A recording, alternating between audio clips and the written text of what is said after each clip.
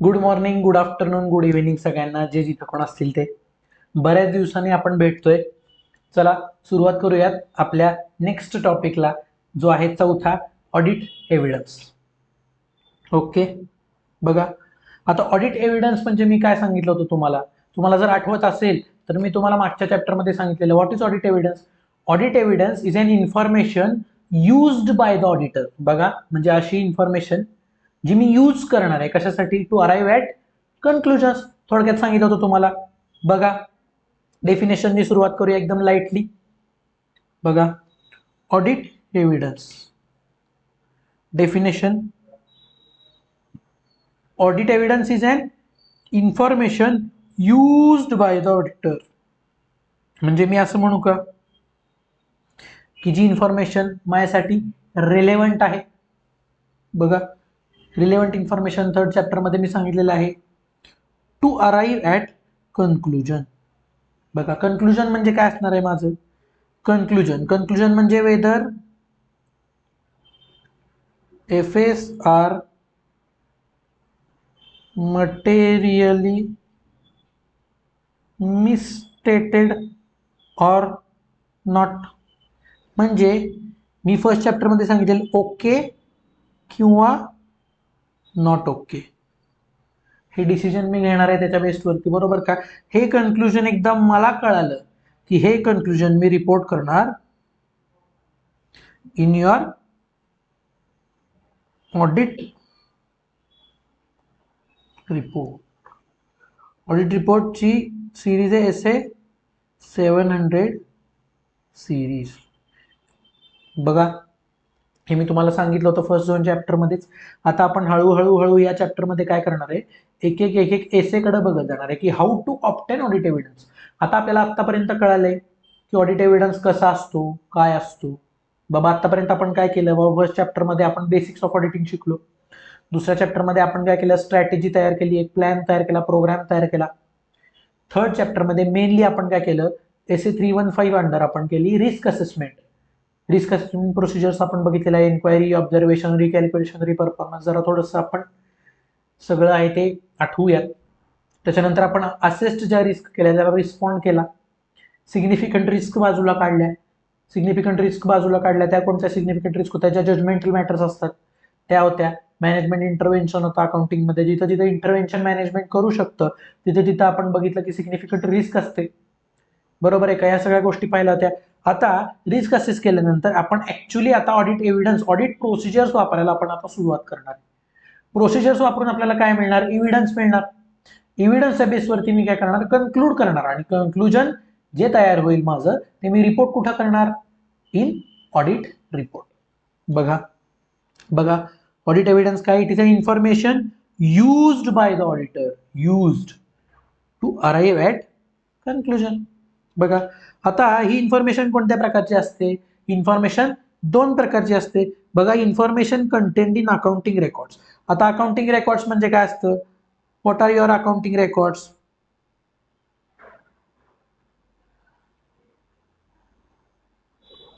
Accounting records कोणते कोणते तुमचे, बघा आता मी म्हणेन जे मी बिल्स आहेत माझे, त्याच्यानंतर माझे बँक स्टेटमेंट्स आहेत,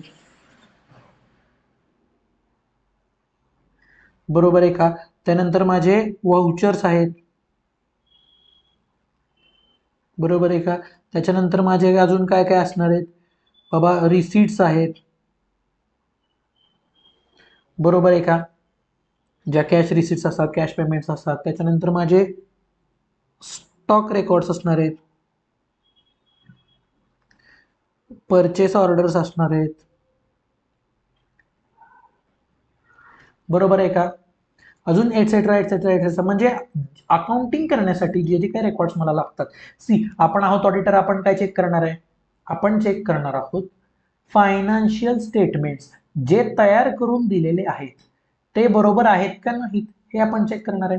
मग ह्यासाठी त्याचे जे रेकॉर्ड्स आहेत, ज्या रेकॉर्ड्सवर बेस्ड फायनान्शियल स्टेटमेंट्स तयार आहेत, ज्या रेकॉर्ड्सवरती बेस्ड फायनान्शियल स्टेटमेंट्स तयार आहेत, ते रेकॉर्ड्स चेक करणं मला गरजेचं आहे. सो त्या रेकॉर्ड्स मधून मला एव्हिडन्स मिळणार आहे. बघा, कोणते कोणते रेकॉर्ड्स आहेत. बघा हे लक्षात ठेवायचं आहे. This is the most important chapter. Chapter 3, chapter 4 आतापर्यंत पाहिल्यापैकी most important V I M P chapters. बघा आता अकाउंटिंग रेकॉर्ड्स म्हणजे काय काय असतात बघा. रेकॉर्ड्स ऑफ अकाउंटिंग एंट्रीज, ज्या जर्नल एंट्रीज तुम्ही केल्यात त्या कुठल्या बेसवरती केल्यात. इनव्हॉइसेस बघा. त्याच्यानंतर कॉन्ट्रॅक्ट्स असतात. कॉन्ट्रॅक्ट्स कोणते कॉन्ट्रॅक्ट असू शकतात बाबा. लेबर कॉन्ट्रॅक्ट आहे. आपण फाउंडेशन मध्ये शिकलोय कॉन्ट्रॅक्ट कोणते कोणते असतात. एक लेबर कॉन्ट्रॅक्ट असतं, दुसरं कोणतं असतं सप्लायरचं कॉन्ट्रॅक्ट असतं. अजून कोणतं कॉन्ट्रॅक्ट असू शकतं बघा. इन्शुरन्सचं कॉन्ट्रॅक्ट असतं.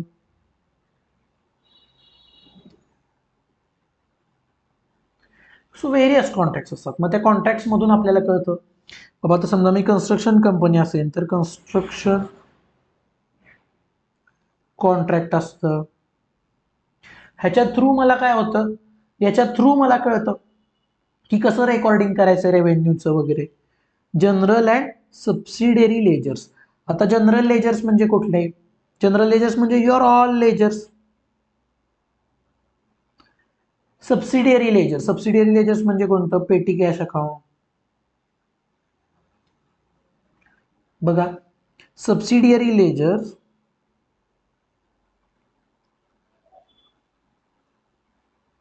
म्हणजे these are your supporting ledgers.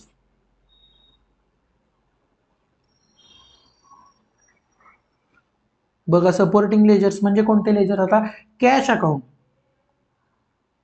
या लेजरला सपोर्टिंग अकाउंट कोणतं असतं. पेटी cash account.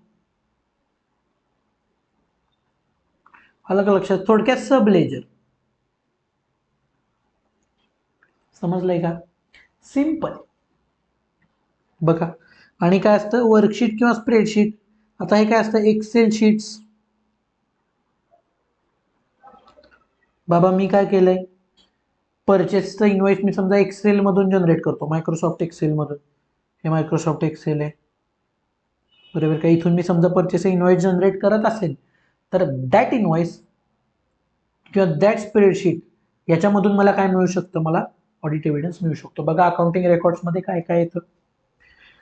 Accounting एंट्रीचे records, invoices, तुमचे contracts, general ledger subsidiary ledgers आणि लास्ट म्हणजे स्प्रेडशीट. 5 हे 5 मुद्दे मला कुठे येऊ शकतात. MCQ. आलं का लक्षात. MCQ. बघा आणि अदर इन्फॉर्मेशन. आता अदर इन्फॉर्मेशन काय असेल. जर तुम्ही लॉ स्टडी केला असेल लॉ, तर या लॉ मध्ये काय होतात बोर्ड मीटिंग्स होतात.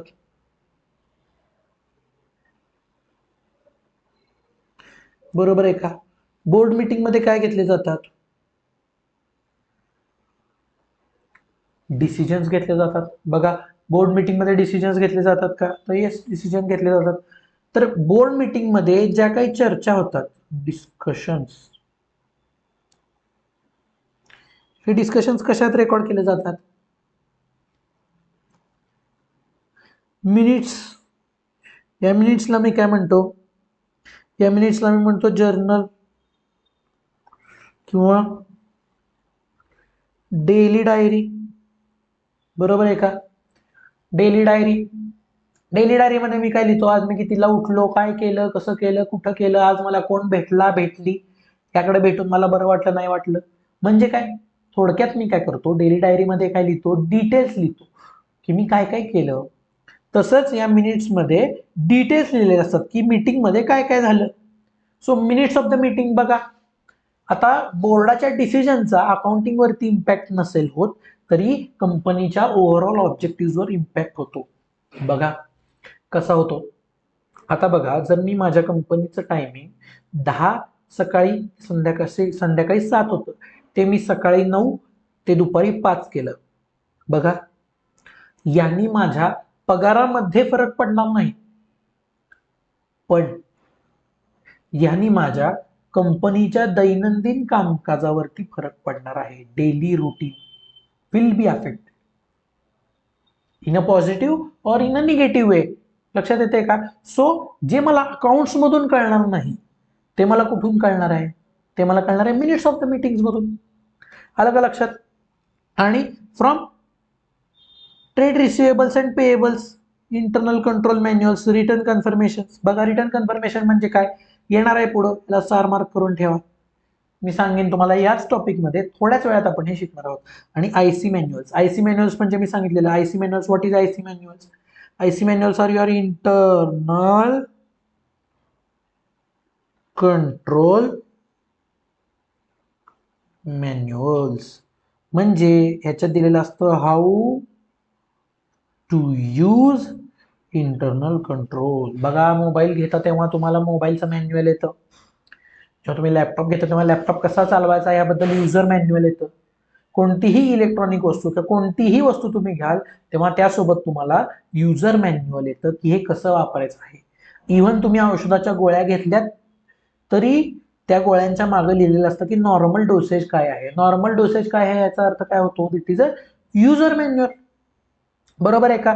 तसंच आपल्याला इंटरनल कंट्रोलचं एक युजर मॅन्युअल असतं. ह्या युजर मॅन्युअल मधून आपल्याला कळतं की ऑडिट एव्हिडन्स मिळेल नाही मिळेल, त्यातून आपल्याला ऑडिट एव्हिडन्स मिळू शकतो. सो बघा मी आता काय बघितलं, what is audit evidence? Audit evidence काय आहे? It is an information used by the auditor to arrive at conclusions. Such information is obtained by two record, books of accounts आणि other information. Books of accounts मध्ये काय येतं? Record येतं.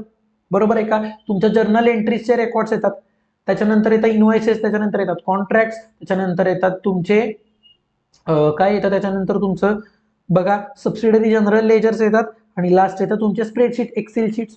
आणि other information मध्ये तीन इन्फॉर्मेशन, एक minutes of the meetings, external confirmation आणि लास्ट येतं आपलं ते म्हणजे इंटरनल कंट्रोलचे मॅन्युअल्स. बघा या गोष्टी क्लिअर झाल्या असतील तर पुढे जाऊया. बघा SA500 आपण चालू केलेलं आहे.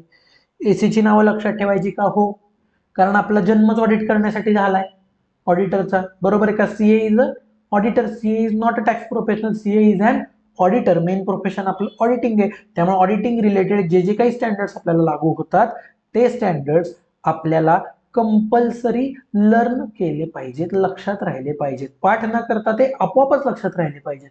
पण जर लक्षात राहत नसतील तर आपल्याला ते पाठ केले पाहिजेत. बघा आता ऑडिट एव्हिडन्सचे दोन टाइप्स दिलेत. पट पट पट पट बघूया. सिंपल बघा काय दोन टाइप आहेत, एक नेचर वरती डिपेंड करतो, एक सोर्स. आता नेचर, नेचर काय असतं बघा, रिटन आणि ओरल. बघा आहे का? डॉक्युमेंटरी म्हणजे काय झाला, रिटन. एक आहे ओरल. ओरल म्हणजे काय, मी बोलतोय तुम्ही बोलतोय, दॅट इज ओरल. आणि व्हिज्युअल, व्हिज्युअल बद्दल तर काय सांगायची गरजच नाही, आखो देखा हाल. बरोबर आहे का? आखो देखामध्ये काय येतं, एक्झामिनेशन फिजिकल व्हेरिफिकेशन ऑब्झर्व करायचं. म्हणजे काय, समजा तुम्हाला बॅलन्स शीट मध्ये दिसते मशिनरी, या मशिनरीमध्ये आहेत 10 मशीन्स, तर मला फिजिकली जाऊन व्हेरिफिकेशन केलं पाहिजे. म्हणजे काय, फिजिकली जाऊन बघायचं की 10 मशीन आहेत का. म्हणजे मला काय मिळणार, जाऊन मी काय करतोय बघतोय, मला व्हिज्युअल एव्हिडन्स मिळणार. ओरल, ओरल म्हणजे काय, मॅनेजमेंटला समोर बसवलं, बाबा किती मशीन आहेत तुझ्याकडं, तो म्हणला 10. मी बॅलन्स शीट मध्ये चेक केलं 10, वा वा. मग मी त्याला शेवटचा प्रश्न विचारला, बाबा नक्की 10 आहेत का, तो म्हणला हो. हे काय झालं, ओरल एव्हिडन्स मिळाला मला, ओरली मॅनेजमेंटने सांगितलं. आणि मी काय केलं, डॉक्युमेंटरी एव्हिडन्स बघितलं. डॉक्युमेंटरी म्हणजे काय, मी लिहून मागितलं मॅनेजमेंटला, ज्याला आपण म्हणतो रिटन रिप्रेझेंटेशन. हा सुद्धा एक एसे आहे जो आपल्याला पुढे बघायचा आहे, नेक्स्ट टॉपिक मध्ये बघायचा आहे. बघा, सो लिहून मागितलं, डॉक्युमेंटरी एव्हिडन्स मिळाला. तसं डॉक्युमेंटरी एव्हिडन्स अजून काय असू शकतो बघा, बँक स्टेटमेंट्स, शेअर होल्डिंगचं तुमचं स्टेटमेंट असतं, ते स्टेटमेंट मधून मला एव्हिडन्स मिळू शकतो. बरोबर आहे का? सो हे नेचरचे टाईप झाले कोणते, व्हिज्युअल, ओरल, डॉक्युमेंटरी.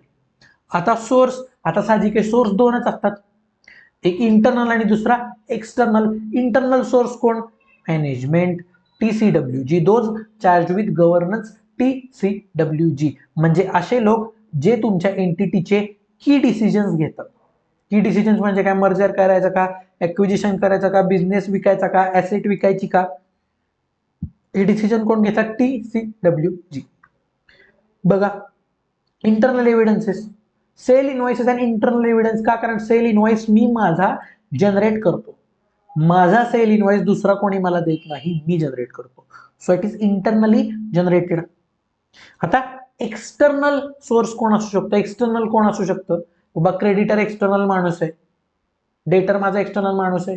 परचेसचा इनवॉइस, मी केलेल्या परचेसचा इनवॉइस मी जनरेट करतो का? नो. मी ज्या माणसाकडून खरेदी केली आहे तो माणूस मला बिल देतो. तुम्ही खरेदीला जाता, समोरचा तुम्हाला बिल देतो, समोरचा दिलेलं bill, that is external source. तो माणूस एक्सटर्नल आहे, माझ्या एंटिटीचा त्याचा काही संबंध नाही, मी त्याच्याकडून फक्त खरेदी करतोय, माझा विषय संपलेला आहे. सो बघा, नेचरनं ओरल व्हिज्युअल डॉक्युमेंटरी आणि सोर्स ती इंटरनल एक्सटर्नल. बघा आता ऑडिटरनी काय करायचं, should try to match internal and external evidence. बघा कसं, आता डेटर माझ्या बुक्समध्ये कसा येणार आहे, सेल्स नुसार, बरोबर का. सेल्स इनवॉइस काय आहे माझा, इंटरनली जनरेटेड आहे, बरोबर का. आता माझ्या बुक्स मधला डेटर म्हणजे समोरच्या बुक्समध्ये परचेस झालाय का माझ्याकडून, येस सर. आता समोरच्या बुक्समध्ये जर परचेस झाला असेल तर समोरचा मला काय ट्रीट करणार, क्रेडिटर. बेसिक अकाउंट्स हे मी सांगू शकत नाही, बरोबर आहे का. सांगू शकतो म्हणजे, पण आता इंटरमिजिएटला होता, पण आपल्याला कळलं पाहिजे. माझा सेल म्हणजे समोरच्याचा परचेस. जर समोरचा माझ्या बुक्समध्ये डेटर असेल तर मी त्याच्या बुक्समध्ये काय असणार आहे, creditor. Debit is equal to credit. बघा, सो आता माझ्या सेल्स इनवॉइसेस समजा 10 असतील तर त्याच्या बुक्समध्ये सुद्धा माझे 10 इनवॉइसेस दिसले पाहिजेत, बरोबर आहे का. नाहीतर काय मिसमॅच आहे, it is a material misstatement. बघा, सो मला काय करायचं, इंटरनल आणि एक्सटर्नल एव्हिडन्स मॅच होतात का बघायचे. जोपर्यंत शक्य आहे तेवढं. प्रॅक्टिकेबल म्हणजे काय, लक्षात घ्या, दोन गोष्टी आहेत, लक्षात घ्या, फरक महत्वाचा आहे. पॉसिबल आणि प्रॅक्टिकेबल, या दोन्हीमध्ये फरक आहे. बघा, जी गोष्ट पॉसिबल आहे ती गोष्ट प्रॅक्टिकेबल असेलच असं नाही. कसं, बघा, मी दिवसाचा 20 तास अभ्यास करेन, पॉसिबल आहे, पण प्रॅक्टिकेबल आहे का, नाही. म्हणजे नॉर्मल, प्रॅक्टिकेबल म्हणजे काय, पॉसिबल विथ नॉर्मल एफर्ट्स.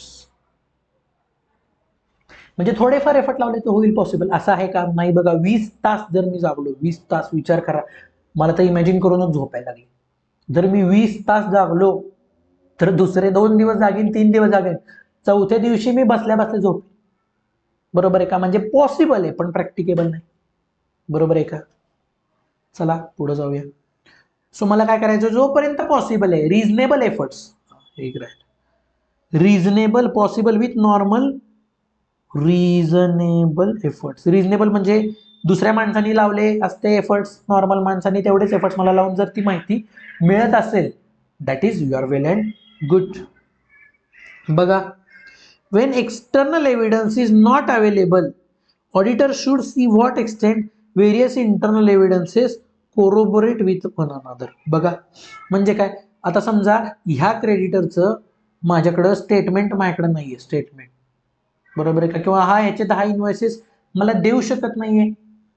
तर आता काय करायचं, आता मी माझ्याकडचे अवेलेबल एव्हिडन्सेस बघायचे. माझ्याकडे काय, सेल इनवॉइस आहे, त्या माणसाकडून आलेले रिसिट्स आहेत, अजून असेल माझ्याकडे डिलिव्हरी नोट असेल, अजून काय असेल बाबा, ट्रान्सपोर्टरचा आयडी असेल,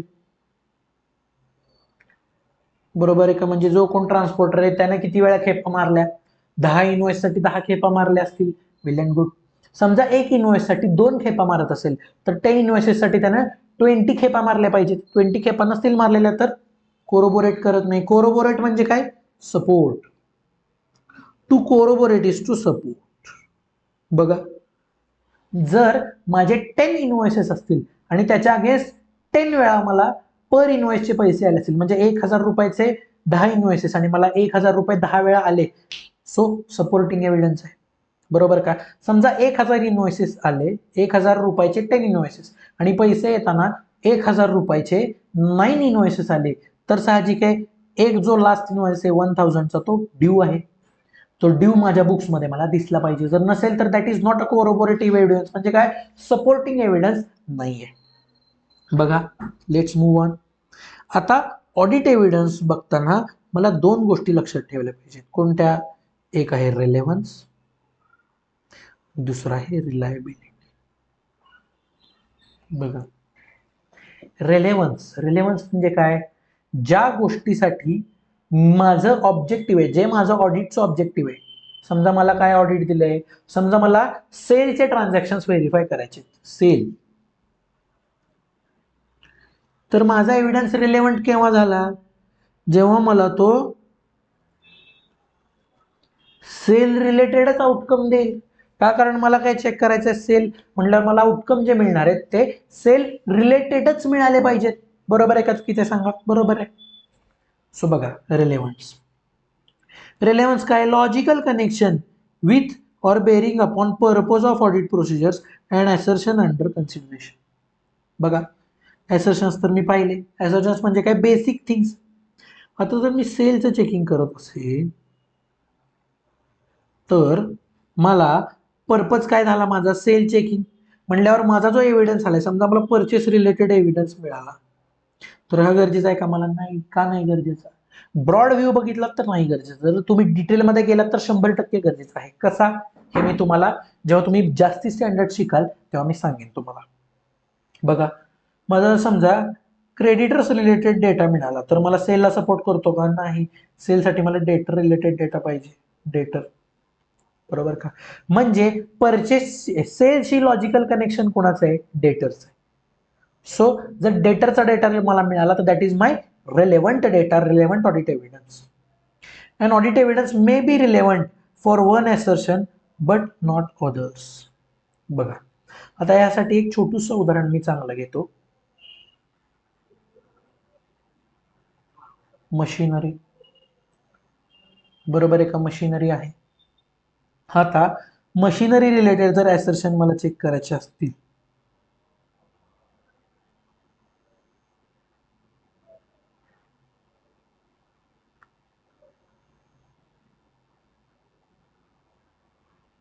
बघा, मशिनरी रिलेटेड जर assertions मला चेक करायचे असतील समजा, तर त्याचे assertions काय आहेत? बघा, 3rd चॅप्टरमध्ये आपण assertions बघितलेले. कुठे गेलं?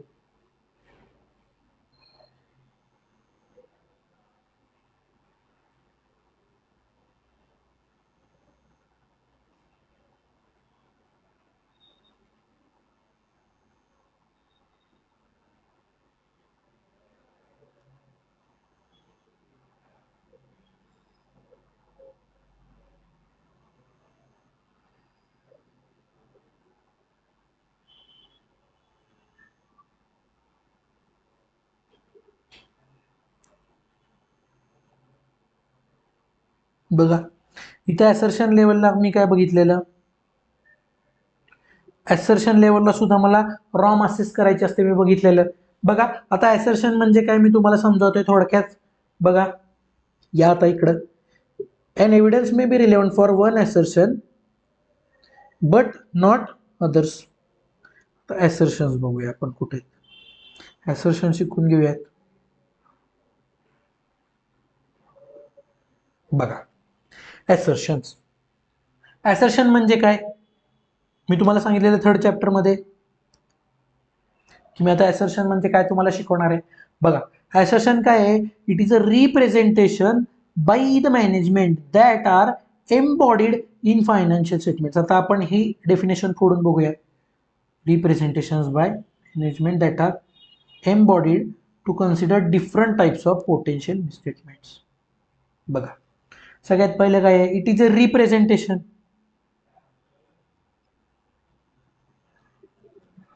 रिप्रेझेंटेशन म्हणजे काय? प्रतिनिधित्व. प्रतिनिधित्व म्हणजे काय? बघा, बाय द मॅनेजमेंट, मी प्रूव्ह करतो तुम्हाला. डेफिनेशन बघूया. कोण रिप्रेझेंट करत आहे? By management that are embodied in financial statements, म्हणजे ऑलरेडी फायनान्शियल स्टेटमेंट्स मध्ये असतात. To consider different type of misstatements, म्हणजे त्यातून काय काय चुकू शकतं हे आपल्याला समजतं. आता बघूया असर्शन्स म्हणजे काय. आता माझ्या बॅलन्स शीटमध्ये जर मी लिहिलं असेल मशिनरी ₹4,000, आता बघा ह्याचा अर्थ काय होतो? ह्याचा अर्थ होतो की मशिनरी माझ्या बुक्समध्ये आहे, एक्झिस्टन्स. दुसरं माझा त्याच्यावरती राईट आहे. का राईट आहे? कारण बॅलन्स शीटच्या ॲसेट साईडला मी मशिनरी लिहिली. ॲसेट काय? इट इज ओन बाय मी. तिसरी गोष्ट व्हॅल्युएशन. बघा मशिनरीची व्हॅल्यू किती आहे? 4,000 आहे. आणि चौथी गोष्ट आहे जी की आहे, मी सांगेन थोड्या वेळात. बघा, सो मला काय कळतं, बॅलन्स शीटच्या ॲसेट साईडला जर मशिनरी लिहिलं असेल तर मला काय काय कळतं? बाबा ह्याच्याकडे मशिनरी आहे, ज्या मशिनरीवरती ह्याचा अधिकार आहे, आणि ती मशिनरी 4,000 रुपयाची आहे. हे कळतंय का मला? सिंपल आहे, कोणी पण सांगेल. सो हे काय ॲसर्शन्स आहेत. ॲसर्शन काय आहेत? की या बेसिक थिंग्स मी तुम्हाला थोडक्यात सांगतो. बेसिक गोष्टी आहेत ज्या मॅनेजमेंटने ॲझ्युम केलेल्या असतात की बॅलन्स शीट तयार करताना ह्या आहेत. बघा ॲसेट साईडला तुमच्याकडे जर कॅश बॅलन्स असेल 5,000 रुपये, तर तुम्ही काय म्हणणार? माझ्याकडे कॅश आहे, म्हणजे कॅश ॲक्च्युली आहे, एक्झिस्ट करते, त्याच्यावरती माझा राईट आहे, म्हणून तर ती मी ॲसेटला दाखवतोय. आणि 5,000 रुपयेची कॅश आहे, म्हणजे मोजायला गेलो व्हॅल्युएशन तर 5,000 रुपये मला मिळतील. As simple as that. So these are your assertions. समजून घेण्यासाठी काय ॲसर्शन काय आहे? It is a basic things. Representation कोण करतंय? मॅनेजमेंट. का? फायनान्शियल स्टेटमेंट कोण प्रिपेअर करतं? Management. That are embodied in the financial statement. म्हणजे फायनान्शियल स्टेटमेंटमध्ये जे जे काही असेल त्याला बाय डिफॉल्ट काही ना काहीतरी रिप्रेझेंटेशन लावलेलं असतं, काही ना काहीतरी ॲसर्शन लावलेलं असतं, ज्यामुळं मला काय समजू शकेल की पॉसिबल मिस स्टेटमेंट्स काय असू शकतात. मला कसं कळतंय पॉसिबल मिस स्टेटमेंट्स? बघा बॅलन्स शीटमध्ये 4,000ची मशिनरी, मला काय कळालं? मला कळालं माझ्याकडे मशिनरी आहे, बरोबर आहे का, ज्याच्यावर माझा अधिकार आहे आणि ज्याची 4,000 रुपयाची व्हॅल्यू आहे. आता ह्यात काय चुकू शकतं? बॅलन्स शीटमध्ये मशिनरी आहे पण बघायला गेलं तर नाही, हे मिस स्टेटमेंट येऊ शकतं. किंवा मशिनरी आहे पण त्याच्या बिलावरती दुसऱ्याचंच नाव आहे, माझं नाहीये. जर बिलावर नाव नसेल तर माझा अधिकार आहे का? नाही, हे मिस स्टेटमेंट होऊ शकतं. तिसरं काय होऊ शकतं की मशिनरीची व्हॅल्यू 3,000 रुपये पण मी 4,000 रुपये दाखवतोय. व्हाईस वर्सा मशिनरीची व्हॅल्यू 10,000 आहे, मी 4,000 दाखवतोय. हे होऊ शकतं का? येस होऊ शकतं. These are misstatements. का? मिस स्टेटमेंट काय आहे? Difference between what is and what should be. म्हणजे काय आहे आणि काय व्हायला पाहिजे होतं यातला फरक म्हणजे काय? Miss statement. हे मला कळणार आहे ॲसर्शन्समुळे. त्यामुळे बघा रिस्क असेसमेंटमध्ये पण आपण FS ॲज अ होल बघतो रिस्क, आणि ॲसर्शनला इंडिव्हिज्युअल लेवलला जाऊन बघतो. इंडिव्हिज्युअल लेवलला जाऊन बघणं का महत्वाचं आहे समजलं का तुम्हाला? माझ्या बॅलन्स शीटमध्ये, माझ्या P&L मध्ये असे काही आयटम्स असतील की जे मला दिसत आहेत पण ऍक्च्युली तसं काहीच झालेलं नाहीये. बघा जर मी ऍडव्हर्टाइजमेंट एक्सपेंडिचर 25 लाख रुपये ठोकून दिला P&L ला, माझा प्रॉफिट कमी होतोय, पण ट्रू अँड फेअर व्ह्यू तेव्हाच होईल जेव्हा 25च्या 25 लाख रुपये मॅनेजमेंट मला प्रूव्ह करून दाखवू शकेल ॲज अन ऑडिटर की एवढा एवढा खर्च माझा झालेला आहे. जर तो झालेला नसेल तर प्रूव्ह करू शकत नाही. याचा अर्थ true and fair view disturb झाला, याचा अर्थ that balance sheet is not okay, that P&L is not okay. So मी अनमॉडिफाईड ओपिनियन देऊ शकत नाही that all the financial statements are prepared as per applicable FRF and are free from material misstatement. असं opinion मी देऊ शकत नाही. माझी जबाबदारी आहे चेक करणं.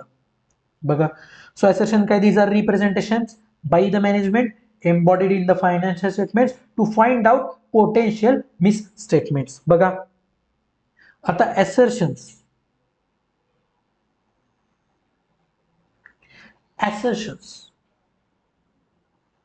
बघा assertions कोणते कोणते प्रकारचे आहेत? बघा 3 गोष्टी आहेत बॅलन्स शीट मध्ये. 3 गोष्टी असतात बघा. Classes of transaction and events. तुमचे इव्हेंट्स कुठे दिसतात? P&L. ट्रान्झॅक्शन P&L मध्ये दिसतात. अकाउंट बॅलन्सेस दिसतात बॅलन्स शीट मध्ये, आणि प्रेझेंटेशन डिस्क्लोजर आपण करतो नोट्स मध्ये. नोट्समध्येही करतो आणि P&L बॅलन्स शीटमध्ये पण करतो. कसं प्रेझेंट करतो? नॉन करंट ॲसेट्स पहिले, मग इन्व्हेस्टमेंट्स, मग करंट ॲसेट्स, नंतर वरती कॅपिटल, मग लॉंग टर्म लायबिलिटीज, मग रिझर्व्ह अँड सरप्लस, मग लॉंग टर्म लायबिलिटीज, मग शॉर्ट टर्म लायबिलिटीज, मग प्रोव्हिजन्स. बरोबर आहे का? नॉर्मल बॅलन्स शीट मी मांडून दिलेली तुम्हाला आत्ता. सेम. सो बघा, जर P&L मध्ये क्लासेस असतील ट्रान्झॅक्शन्स, बघा हा तुमचा चॅप्टर 5 ची हिंट देतोय तुम्हाला. चॅप्टर 5 बघा, समजा तुम्हाला विचारलं how to check sale transactions, तर या 5 गोष्टी बघायच्या. ऑकरन्स. ऑकरन्स म्हणजे काय? ऍक्च्युली ट्रान्झॅक्शन्स हॅज अकर्ड, म्हणजे सेलचं ट्रान्झॅक्शन ऍक्च्युली झालंय का? आता ते कसं कळेल? बिल बघून कळेल आणि आलेले पैसे. त्यानंतर कम्प्लीटनेस. कम्प्लीटनेस म्हणजे काय? कम्प्लिटली ट्रान्झॅक्शन झालंय का? बघा, सेल जर झाला असेल तर गुड्स माझ्या प्रिमायसेस मधून बाहेर गेले पाहिजे. गुड्स बाहेर गेले, कम्प्लीट केव्हा होईल ट्रान्झॅक्शन? जेव्हा ते, जर समजा 1 एप्रिलला झालेलं ट्रान्झॅक्शन असेल तर ते ह्या इयरमध्येच रेकॉर्ड व्हायला पाहिजे. That is completeness. या इयरमध्ये ह्या डेटलाच आणि त्यावेळी ते ट्रान्झॅक्शन रेकॉर्ड झालं पाहिजे योग्य अमाऊंटला. बघा, अमाऊंट जर बरोबर असेल तर ॲक्युरेसी डेव्हलप होणार आहे माझी. Cut off. कट ऑफ म्हणजे काय? ज्या पिरियडमध्ये पिरियॉडिसिटी, ज्या पिरियड मधलं ट्रान्झॅक्शन आहे त्या पिरियडमध्ये रेकॉर्ड व्हायला पाहिजे. जर फायनान्शियल इयर 24-25 मधलं ट्रान्झॅक्शन असेल तर ते फायनान्शियल इयर 24-25 मध्येच रेकॉर्ड व्हायला पाहिजे. आणि लास्ट क्लासिफिकेशन. क्लासिफिकेशन, आता सेलचं ट्रान्झॅक्शन हे इन्कम कॅटेगरीत क्लासिफाय व्हायला पाहिजे. जर ते इन्कम कॅटेगरीत प्रॉपरली क्लासिफाय झालं असेल तर क्लासिफिकेशन असर्शन माझं सॅटिस्फाय होतंय. सो बघा, P&L चे इव्हेंट्स कोणते कोणते? Nature of transaction and events. बघा, occurrence, completeness, cut off, accuracy, classification. बघा, त्याच्यानंतर येतात अकाउंट बॅलन्सेस जे मला बॅलन्स शीटमध्ये दिसतात. लेट्स सी डेटर. डेटर कशाला? आत्ता आपण घेतलंच आहे एक्झाम्पल. काय एक्झाम्पल घेतलंय? मशिनरी. या मशिनरीसाठी काय आहे? बघा, एक्झिस्टन्स. वाव, मला जमलंय सांगायला की बॅलन्स शीटमध्ये जे बॅलन्सेस आहेत ते ऍक्च्युली एक्झिस्ट करतात का. त्याच्यानंतर डेटर्स वरती म्हणजे ऍसेट्स वरती माझा राईट आहे का आणि लायबिलिटीज वरती माझं ऑब्लिगेशन आहे का. त्यानंतर कम्प्लीटनेस म्हणजे जर 4,000ची मशिनरी असेल तर ती 4,000ची कम्प्लीट मशिनरी रेकॉर्ड झालेली आहे का. समजा 10 मशिनरीज आहेत तर सगळ्याच्या सगळ्या माझ्या रेकॉर्ड झाल्या आहेत का. आणि valuation and allocation. Valuation and allocation मध्ये काय येतं? डेप्रिसिएशन कॅल्क्युलेशन येतं. डेप्रिसिएशन प्रॉपरली कॅल्क्युलेट केलंय का? क्लोजिंग बॅलन्स प्रॉपरली व्हॅल्यू झालेला आहे का? या सगळ्या गोष्टी बॅलन्स शीटमध्ये येतात. पुढं प्रेझेंटेशन अँड डिस्क्लोजर म्हणजे notes to accounts. Notes to accounts आणि डिस्क्लोजर्स मध्ये बघा, ऑकरन्स, राईट्स अँड ऑब्लिगेशन्स. म्हणजे कॉन्टिंजंट लायबिलिटी. आता कॉन्टिंजंट लायबिलिटी मी समजा सांगतोय तुम्हाला. कॉन्टिंजंट लायबिलिटी डिस्क्लोज केली जाते, तुम्हाला माहिती आहे. कॉन्टिंजंट लायबिलिटी जी आपण डिस्क्लोज करणार आहोत ती लायबिलिटी आपल्याला बघायची की ऍक्च्युअली माझं ऑब्लिगेशन आहे का. वॉरंटी ऍक्च्युअली ऑब्लिगेशन आहे का. कम्प्लीटनेस म्हणजे जेवढी लायबिलिटी डिस्क्लोज व्हायला पाहिजे होती तेवढी प्रॉपरली झाली आहे का. आता कंपनीज ऍक्ट शेड्यूल 3 मला काय सांगतो? डेटर्स क्लासिफाय करायला विदिन 6 मंथ्स, बियॉन्ड 6 मंथ्स. बरोबर आहे का. आता हे जर मी ट्रान्झॅक्शन हे जर मी प्रॉपरली डिस्क्लोज केलं तर आय एम डिस्क्लोजिंग कम्प्लिटली आणि classifying completely within 6 months, beyond 6 months. Classification पण प्रॉपर पाहिजे. आणि अंडरस्टँडेबिलिटी म्हणजे काय? जो तुमचा युजर आहे, युजर, या युजरला हे नीट वाचता आलं पाहिजे, वाचलेलं समजले पाहिजे. बघा, जर मी हे डिस्क्लोज केले तर मला कळतं डेटरला की बाबा कोणते डेटर्स आहेत जे लेटेस्ट आहेत, जे पटकन मला मिळू शकतात आणि कोणते डेटर्स आहेत जे जुने आहेत. त्या जुन्या डेटर्सची माझ्यासाठी काय आहे? धोक्याची घंटा.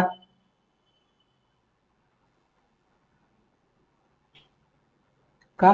कारण बघा मित्र आपला, आज दिलेले पैसे आज दिले तर ठीक आहे, जर नाही दिले तर ते पुन्हा कधीच आपल्याला मिळणार नाही.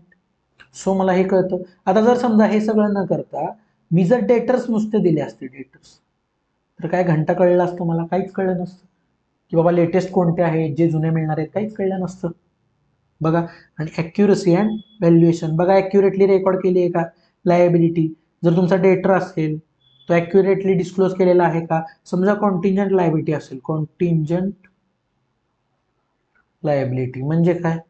समजा एखादी केस पेंडिंग आहे आणि ती केस आता केसचा आउटकम काय येते, समजा समोरच्यानी माझ्यावरती ₹1,00,000ची केस टाकलेली आहे, तर आता मी डिस्क्लोज केली पाहिजे मटेरियल आहे. सो मी कॉन्टिंजंट लायबिलिटी काय केली की 1,00,000पर्यंत लायबिलिटी येऊ शकते. आता ही 1,00,000 जी इस्टिमेट केली आहे ती काय आहे, माझी इस्टिमेशन आहे.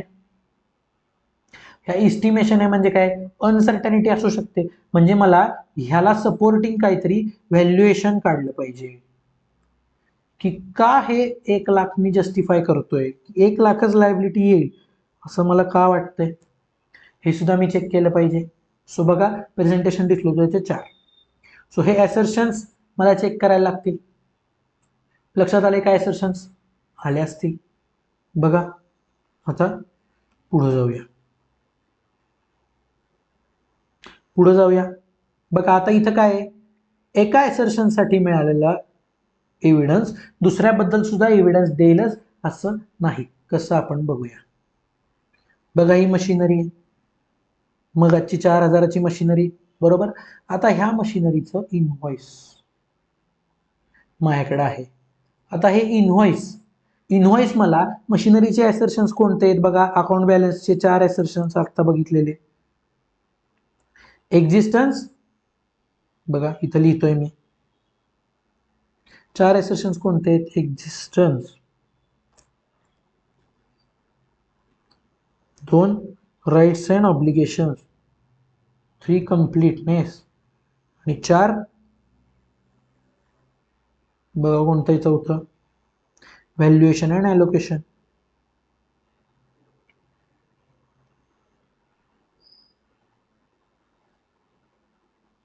ॲलोकेशन बघा, आता जर माझ्याकडे मशिनरीचं बिल असेल तर माझे राईट आहे हे मला कळते, बिलावर जर माझं नाव असेल तर राईट आहे मला कळते.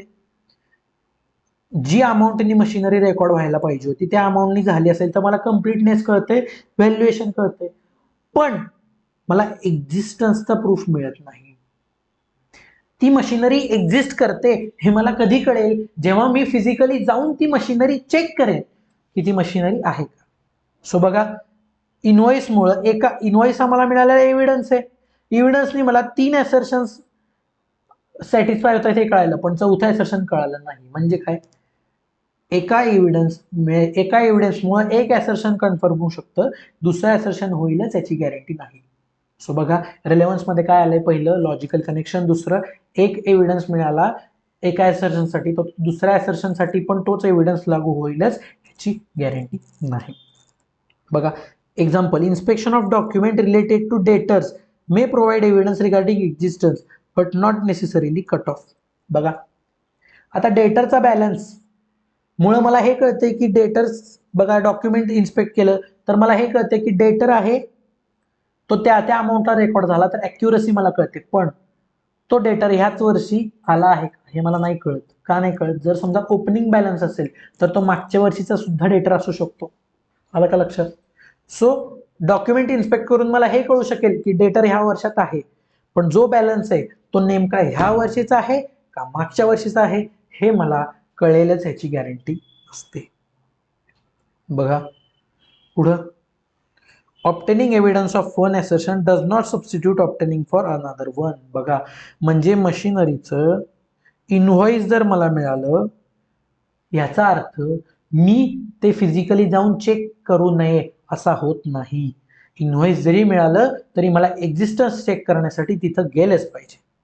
बघा, existence of inventory not a substitute for valuation.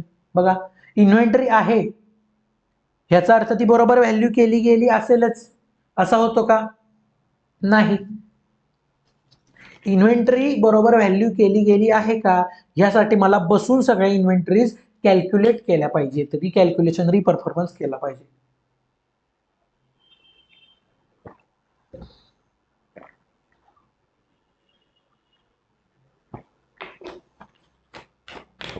बघा पुढं, आता ऑडिट एव्हिडन्स करताना, कंट्रोल चेक करताना कुठे कुठे एव्हिडन्स मिळू शकतो आपल्याला, कंट्रोल चेक करून आणि त्यातले डेव्हिएशन्स म्हणजे काय. बघा आता मी लावलाय कंट्रोल.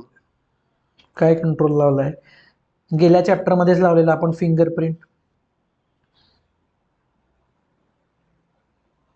आता फिंगरप्रिंट हा कंट्रोल लावलाय. आता हा कंट्रोल डेव्हिएट कधी होईल? जेव्हा फिंगरप्रिंट दुसऱ्याची लावलेली असेल तरी सुद्धा ते मला पास ऑन करेल. आता काय झालं? कंट्रोल डेव्हिएट झाला, कंट्रोलने मिस परफॉर्म केलं.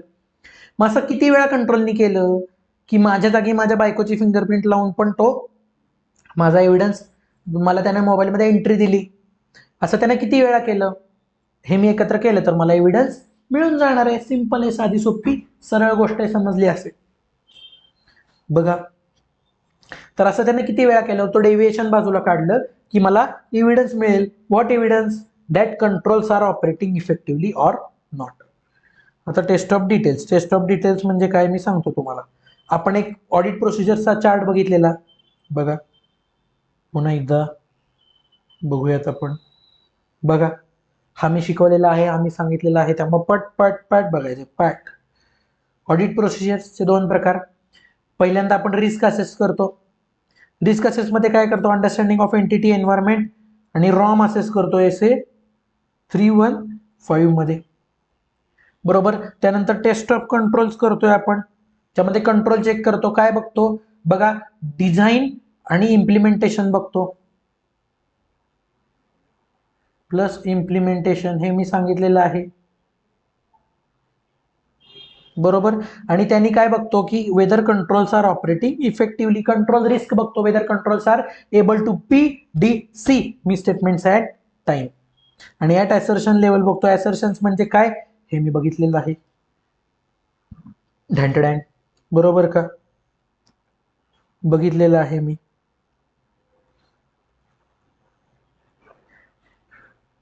सो हे मी चेकिंग केलेलं आहे. आता टेस्ट ऑफ कंट्रोल्स. जेव्हा कंट्रोल टेस्ट करतो, मी सांगितलेलं कंट्रोल जरी इफेक्टिव्ह असले किंवा नसले, आपल्याला सबस्टँटिव्ह प्रोसिजर्स या बघाव्याच कराव्याच लागतात. सबस्टँटिव्ह प्रोसिजर्स. सबस्टँटिव्ह प्रोसिजर्स म्हणजे काय? टेस्ट ऑफ डिटेल्सच्या पुढे जाऊन आपण प्रोसिजर्स लावतो. Procedures to detect material misstatement at assertion level. कंट्रोलला बायपास करून ज्या गोष्टी पुढे आलेल्या आहेत त्या गोष्टी आपण सबस्टँटिव्ह प्रोसिजर्समध्ये चेक करतो डिटेलमध्ये. असर्शन लेवल म्हणजे बेसिक लेवलला जाऊन डिटेल टू डिटेलमध्ये जाऊन चेकिंग करतो. यामध्ये दोन गोष्टी, टेस्ट ऑफ डिटेल्स ज्यामध्ये येतं वाउचिंग आणि व्हेरिफिकेशन. हे मी थर्ड चॅप्टरमध्ये सांगितलेलं आहे तुम्हाला. आणि येतात ॲनालिटिकल प्रोसिजर्स SA 520. हा SA 520 आपल्याला TBD पुढं आहे. तरी मी ॲनालिटिकल प्रोसिजरची आयडिया दिलेली. आपण काय बघतो? Relationship between financial and non financial information. बरोबर का? Plausible relationship. प्लॉजिबल म्हणजे काय? Present plus possible. मी सांगितलेलं होतं. आता आपण पुढे बघणार आहे. सो बघा, हा माझा ऑडिट प्रोसिजरचा चार्ट आहे. आता त्याच्यातल्या टेस्ट ऑफ डिटेल्स म्हणजे वाउचिंग व्हेरिफिकेशन करताना आपण काय बघतो? Identify condition relevant to audit purpose that constitute misstatement. बघा, रिलेव्हंट साठी काय पाहिजे? माझं पर्पज सॅटिस्फाय झालं पाहिजे. जेव्हा मी डिटेलमध्ये चेक करतो टेस्ट ऑफ डिटेल्समध्ये, तेव्हा मी अशा गोष्टी बाजूला काढतो ज्या रिलेव्हंट आहेत माझ्या गोष्टी चेक करण्यासाठी, माझा पर्पज सॅटिस्फाय करण्यासाठी. That is your relevance of audit evidence. आता पुढे जाऊया. रिलायबिलिटी. आता कोणता एव्हिडन्स रिलायबल? बघा, it depends upon source and nature. Source म्हणजे मी सांगितलं इंटरनल एक्सटर्नल. आता मी बघा, मी ऑडिटर आहे, माझ्यासाठी इंटरनल पेक्षा एक्सटर्नल सोर्स जास्त रिलायबल असला पाहिजे. जर तुम्ही ह्या स्टेटमेंटला डिसएग्री करत असाल तर मला टेलिग्रामवर मेसेज करायचा आहे की मी डिसएग्री करतो. इंटरनल सोर्सपेक्षा एक्सटर्नल सोर्स जास्त रिलायबल का? कारण इंटरनल सोर्सवरती मॅनेजमेंटचा फुल कंट्रोल असतो. मॅनेजमेंट इंटरनल सोर्सला पाहिजे तसं वळवू शकतं. बघा, नेचर म्हणजे काय? ओरल, डॉक्युमेंटरी आणि व्हिज्युअल. माझ्या दृष्टीने मी ऑडिटर आहे, जर मला कोणी विचारलं तर मला लेखी मिळालेला एव्हिडन्स कधी पण रिलायबल, कारण तोंडी बोललेला माणूस कधीही वळवू शकतो. बरोबर आहे का? आज बोललेलं आय लव्ह यू हे थोड्या दिवसांनी it's not you, it's me मध्ये कन्वर्ट होतं. आय लव्ह यू बोललेलं, बरोबर आहे का? त्याच्याऐवजी मॅरेज सर्टिफिकेटवरती झालेल्या सह्या, it is a return and concrete evidence. माझा कधीही विश्वास आय लव्ह यू पेक्षा मॅरेज सर्टिफिकेटवर असेल. जर तुमचा विश्वास नसेल तर टेलिग्रामवरती मला पर्सनल मेसेज टाका की माझा विश्वास नाही मॅरेजवरती, आय लव्ह यू वरच विश्वास आहे. मी पर्सनली तुम्हाला सत्कार करतो तुमच्या इथे येऊन.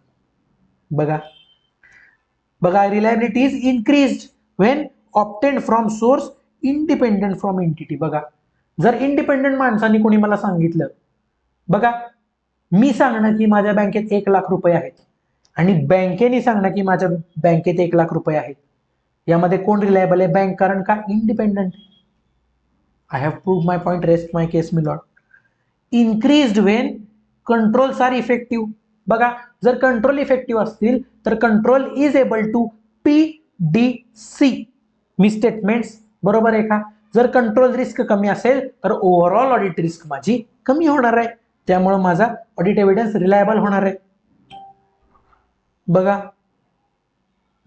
एव्हिडन्स, आता evidence obtain directly bye auditor is more reliable than obtain indirectly. बघा,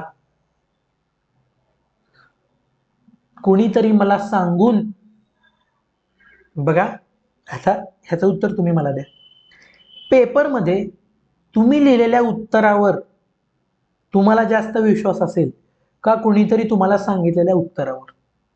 बघा, जर तुम्हाला येत असेल तर तुमच्या लिहिलेल्या उत्तरावरती जास्त विश्वास असणार आहे. आता प्लीज मला ह्यावर कॉन्ट्रॅडिक्ट करू नका. जर येत नसेल तर पर्यायच नाही, समोरच्यावर विश्वास ठेवलाच पाहिजे आपल्याला, बरोबर आहे का? पण जर तुम्ही केलेलं पेपरमधलं कॅल्क्युलेशन हे तुम्ही केलेलं आणि कुणीतरी दुसऱ्याने सांगितलेलं, बघा कुणावर विश्वास जास्त बसणार आहे? तुमचा स्वतःवर, कारण तुम्ही डिरेक्टली स्वतः ते काम केलंय, बरोबर का? जर समजा मित्रांनी एखादं उत्तर मला सांगितलं असेल तर मी घरी जाऊन बघतो की त्यानं मला बरोबर सांगितलंय का नाही. म्हणजे इनडायरेक्टली जर मला एखादा एव्हिडन्स मिळाला असेल तर त्याची रिलायबिलिटी माझ्यावरती जास्ती नसणार आहे. पण जर ते मी केलं असेल डिरेक्टली तर माझी रिलायबिलिटी जास्त असणार आहे. बघा, मी स्वतः जाऊन इन्व्हेंटरी चेक करणं, स्टॉक मोबाईलच्या दुकानातला चेक करणं, 10 मोबाईल आहेत, आणि दुसऱ्या कोणीतरी मला येऊन सांगणार की तिथं 10 मोबाईल आहेत, माझा विश्वास जास्त असेल तेव्हाच जेव्हा मी स्वतः जाऊन ते मोबाईल चेक करतो. I rest my case. पुढं, documentary evidence more reliable than oral. मी सांगितलं ते marriage certificate is reliable than I love you. माझ्यासाठी, तुमच्यासाठी I don't know. Original documents are more reliable than photocopy.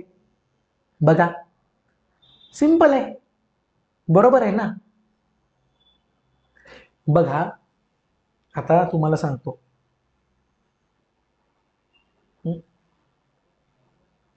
का ओरिजिनल डॉक्युमेंट्स रिलायबल असतात? कारण photocopy can be altered.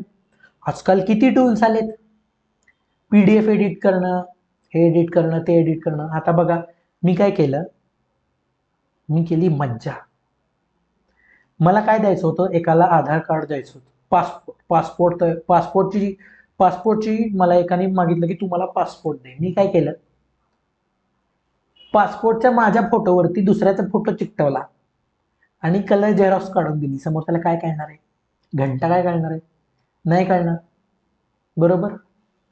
पण समोरचा मला काय म्हणे, मी गेलो पासपोर्टची फोटोकॉपी घेऊन झेरॉक्स, जिथं मी दुसऱ्याचा फोटो चिकटवलाय, समोरचा म्हणला नाही मला ओरिजिनलच पासपोर्ट दाखव.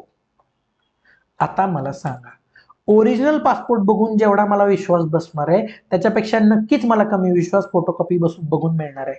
आलं का लक्षात? झेरॉक्स पेक्षा ओरिजिनल कधीही चांगलं, बरोबर आहे का? अजून एक उदाहरण, आज मी जरा थोडासा लाईट मूड मध्ये, आज अजून एक उदाहरण, बरोबर आहे का? तिने लावलेला प्रोफाईल फोटो हा रिलायबल नाही. जर प्रत्यक्षात समोर आली ती आणि ती जर प्रोफाईल फोटोशी मॅच होत असेल तरच ती रिलायबल आहे. आलं का लक्षात? सिंपल उदाहरण आहे. आता ह्याच्यापेक्षा जास्ती उदाहरणं मी देऊ शकत नाही, वेळ आपल्याकडे कमी, फास्ट ट्रॅक आपले लेक्चर्स आहेत. समजलं का? हाच फरक आहे. ओरिजिनल डॉक्युमेंट्स आणि फोटोकॉपी जर मॅच झालं वेल अँड गुड, पण ओरिजिनल डॉक्युमेंट्स कधीही प्रेफरेबल. समोरून भेटणं कधीही चांगलं चॅटिंग करण्यापेक्षा. I rest my case again. आलं का लक्षात?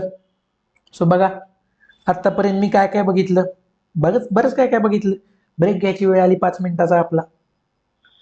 बघा, बघितलं मी ऑडिट एव्हिडन्स म्हणजे काय. Audit evidence is an information used by the auditor to arrive at conclusion. Such information is obtained by to underlying accounting records, from underlying records and from other information. Underlying records मध्ये काय येतं? Record supporting journal entries, invoices, contracts, त्याच्यानंतर तुमचे worksheets आणि subsidiary general ledgers. आणि other information मध्ये 3 minutes of the meetings, त्याच्यानंतर तुमचे रिटर्न कन्फर्मेशन जे आपण आत्ता बघणार आहोत, दॅट इज इथं मी लिहितोय TBD, आणि इंटरनल कंट्रोल मॅन्युअल्स.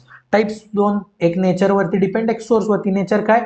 नेचर आहे तुमचं व्हिज्युअल, ओरल, डॉक्युमेंटरी, आणि सोर्स इंटरनल, एक्सटर्नल.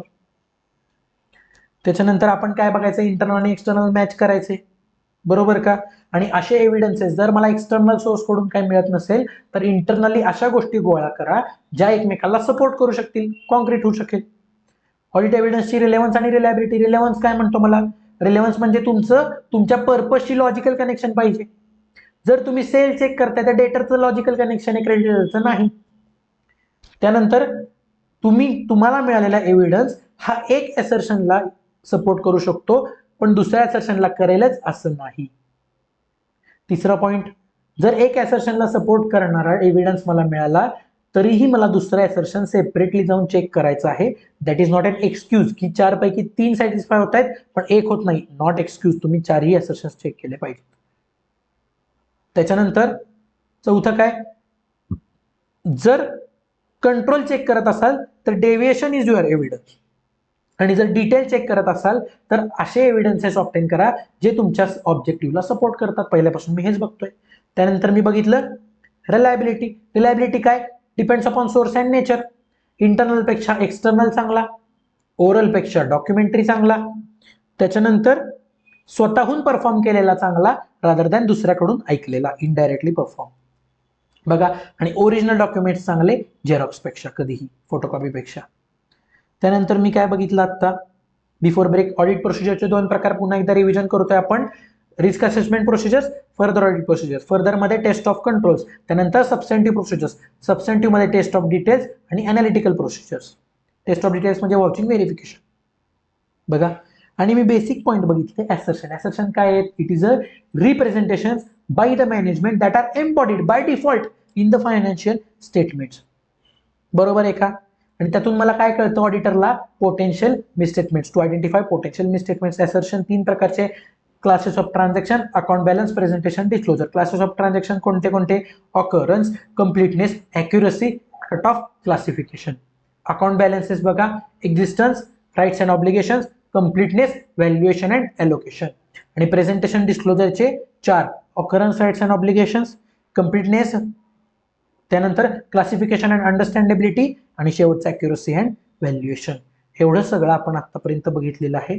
आता आपण घेऊयात एक थोड्या वेळाचा ब्रेक आणि हा एसे कंप्लीट करून आजचं सेशन एंड करणार आहे. उद्या बघायचे. उद्यापासून आपण छोटे छोटे छोटे एसे बघून हा चॅप्टरला 2 ते 3 दिवसात टाटू करणार आहोत. 2 ते 3 सेशन्स मध्ये टाटू करणार आहोत. Okay, let's take a break.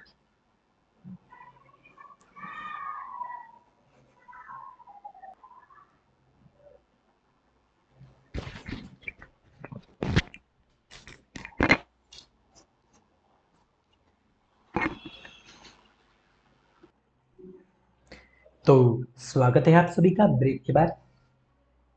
बघा, सुरू करण्यापूर्वी मोठा रिमाइंडर की ही फास्ट ट्रॅक बॅच आहे. ह्याच्यापेक्षा डिटेलमध्ये आपण घेऊ शकतो आणि घेणार आहोत जेव्हा मी रेग्युलर लेक्चर्स अपलोड करायला सुरुवात करणार आहे. बघा, हा राहिलेला एसे संपून टाकूयात आणि आजच्या सेशनला करूयात टाटू. टाटू. ओके, चला. पुढं ऑडिट एव्हिडन्स. आता ऑडिट एव्हिडन्स कसा पाहिजे? सफिशियंट आणि ॲप्रोप्रिएट. बघा, सफिशियन्सी अँड ॲप्रोप्रिएटनेस आपण बघत होतो साई के पास जाना है, बरोबर का? आयुष्याचं एम काय आहे? खुदा के पास जाना है, बाप्पाच्या घरी जायचं आपल्याला, साईंच्या घरी जायचं, म्हणजे साई ऑब्टेन करणं हे आपलं ऑडिटरचं ध्येय आहे. साई sufficient and appropriate audit evidence. आता बघूया सफिशियंट म्हणजे काय, ॲप्रोप्रिएट म्हणजे काय. Sufficient is a measure of quantity आणि appropriateness is a measure of quality. बघा, it is affected by auditor's assessment of wrong.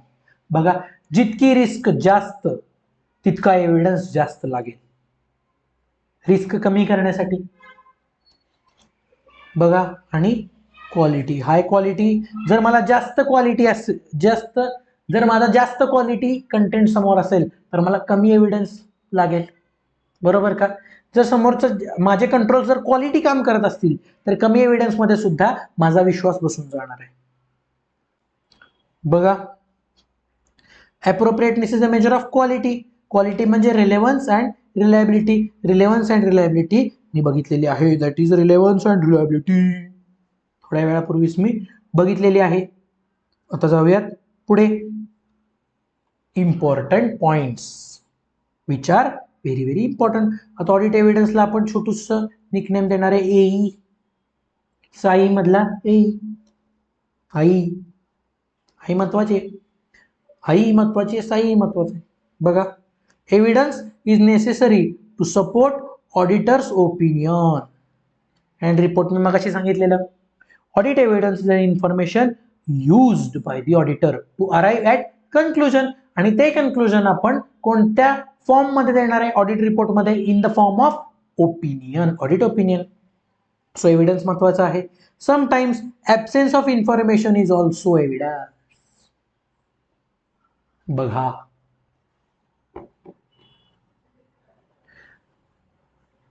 मी तिला म्हणालो,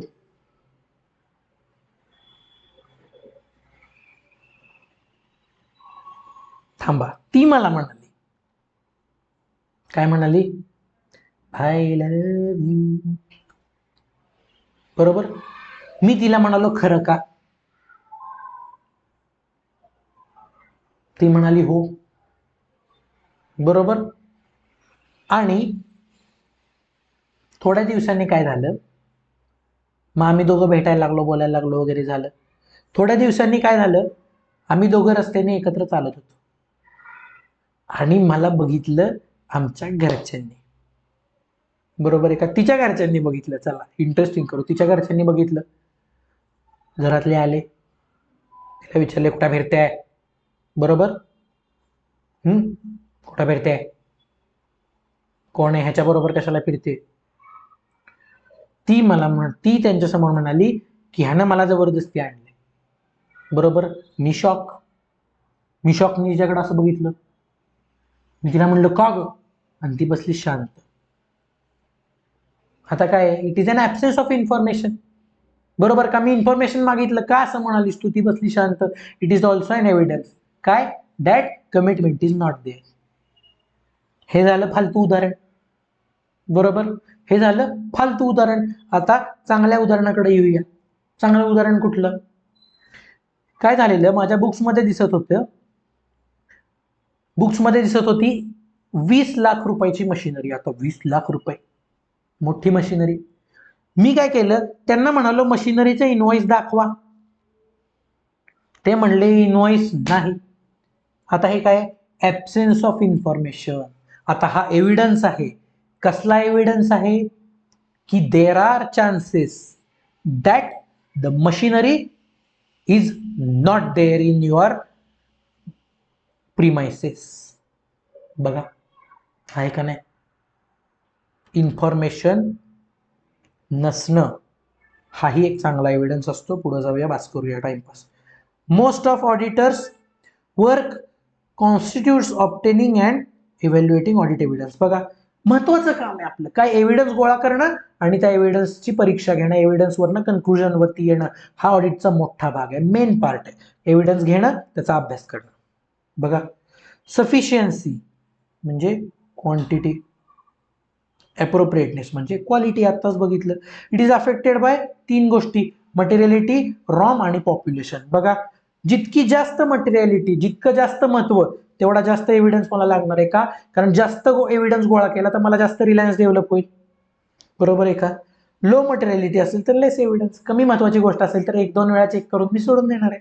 रॉम, जिथं रिस्क जास्त तिथं जास्त एव्हिडन्स पाहिजे, जिथं कमी रिस्क तिथं कमी एव्हिडन्सनी काम होतं.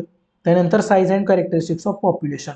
बघा, छोटंसं पॉप्युलेशन असेल म्हणजे काय, 10 मोबाईलच आहेत का मला बघायचं इन्व्हेंटरी, तर मी काय करणार, जा मोजणार, एकदा मोजलं प्रश्न संपला, मी सोडून टाकणार आहे. स्मॉल आणि होमोजेनियस पॉप्युलेशन, विवोचे एका मॉडेलचे 10 फोन आहेत का मला बघायचे. बघा, आता पॉप्युलेशन होमोजेनियस आहे. होमोजेनियस म्हणजे काय, सेम कॅरेक्टरिस्टिक्स, रंग भलेही वेगळे असतील पण कॅरेक्टरिस्टिक्स सेम आहे, मोबाईलचं मॉडेल सेम आहे म्हणल्यावर मला काय, लो एव्हिडन्स. एकदा जाऊन चेक केलं, मी तर म्हणेन, मी तर सांगेन माझ्या एम्प्लॉईला, जा चेक करून 10 मोबाईल आहेत का, तो म्हणला हा 10 मोबाईल आहेत, ओके, बरोबर. विवोचे 10 मोबाईल सापडले, ओके. होमोजेनियस पॉप्युलेशन, कमी एव्हिडन्स, मी म्हणेन ओके. पण जर लार्ज पॉप्युलेशन असेल आणि हेटेरोजेनियस पॉप्युलेशन असेल तर मला जास्त एव्हिडन्स लागणार आहे. कसा, मी सांगतो. आता मी मोबाईलच्या दुकानात गेलो, मोबाईलच्या दुकानात आहे विवोचा सेक्शन, ओप्पोचा सेक्शन, सॅमसंगचा सेक्शन आणि ॲपलचं सेक्शन. प्रत्येकमध्ये 10,000 फोन आहेत, 10,000. आता 40,000 फोन आहेत माझ्याकडे चेकिंगसाठी आणि प्रत्येकाचं मॉडेल वेगवेगळं आहे, बरोबर का. आता ही पॉप्युलेशन कशी आहे, लार्ज आणि हेटेरोजेनियस. हेटेरोजेनियस म्हणजे काय, डिफरंट कॅरेक्टरिस्टिक्स. बघा, ऍपल आणि सॅमसंग मध्ये फरक आहे, ऍपल आणि विवो मध्ये फरक आहे, विवो आणि सॅमसंग मध्ये फरक आहे, सॅमसंग आणि ओप्पो मध्ये फरक आहे, सगळ्यात फरक आहे, बरोबर का. आता मला काय पाहिजे, आता मला जास्त एव्हिडन्स लागेल. कसा, ओप्पोच्या ह्या मॉडेलचा हा स्टॉक, विवोच्या ह्या मॉडेलचा हा स्टॉक, ऍपलच्या 15चा वेगळा स्टॉक, 15 प्रोचा वेगळा स्टॉक, प्रो मॅक्सचा वेगळा स्टॉक. आता तर नवीन आलाय 16चा वेगळा, प्रोचा वेगळा, मॅक्सचा वेगळा, प्लसचा वेगळा. म्हणजे मला जास्त एव्हिडन्स लागणार आहे. सो बघा, जास्त मटेरियलिटी जास्त एव्हिडन्स, जास्त रॉम जास्त एव्हिडन्स, स्मॉल आणि होमोजिनियस पॉप्युलेशन कमी एव्हिडन्स, स्मॉल आणि लार्ज आणि हेट्रोजिनियस पॉप्युलेशन जास्त एव्हिडन्स. बघूया, सोर्सेस ऑफ ऑडिट एव्हिडन्स. बघा, हे पण आपलं बघून झालेलं आहे. रिलायबिलिटी जास्त when information obtain from different sources corroborates with each other. बघा, मी विचारलं, माझ्या बुक्समध्ये डेटर्स कडून 10,000 रुपये येणं दिसते. आता मी एक्सटर्नल कन्फर्मेशन घेतलं, डेटरकडला विचारलं की तुझ्या बुक्समध्ये किती येणं दिसतंय, तो पण म्हणला 1000. आता त्याच्या बुक्समध्ये पण 1000 दिसतंय, माझ्या बुक्समध्ये 1000 दिसतंय, match, nothing doing good. Okay, reliability वाढली.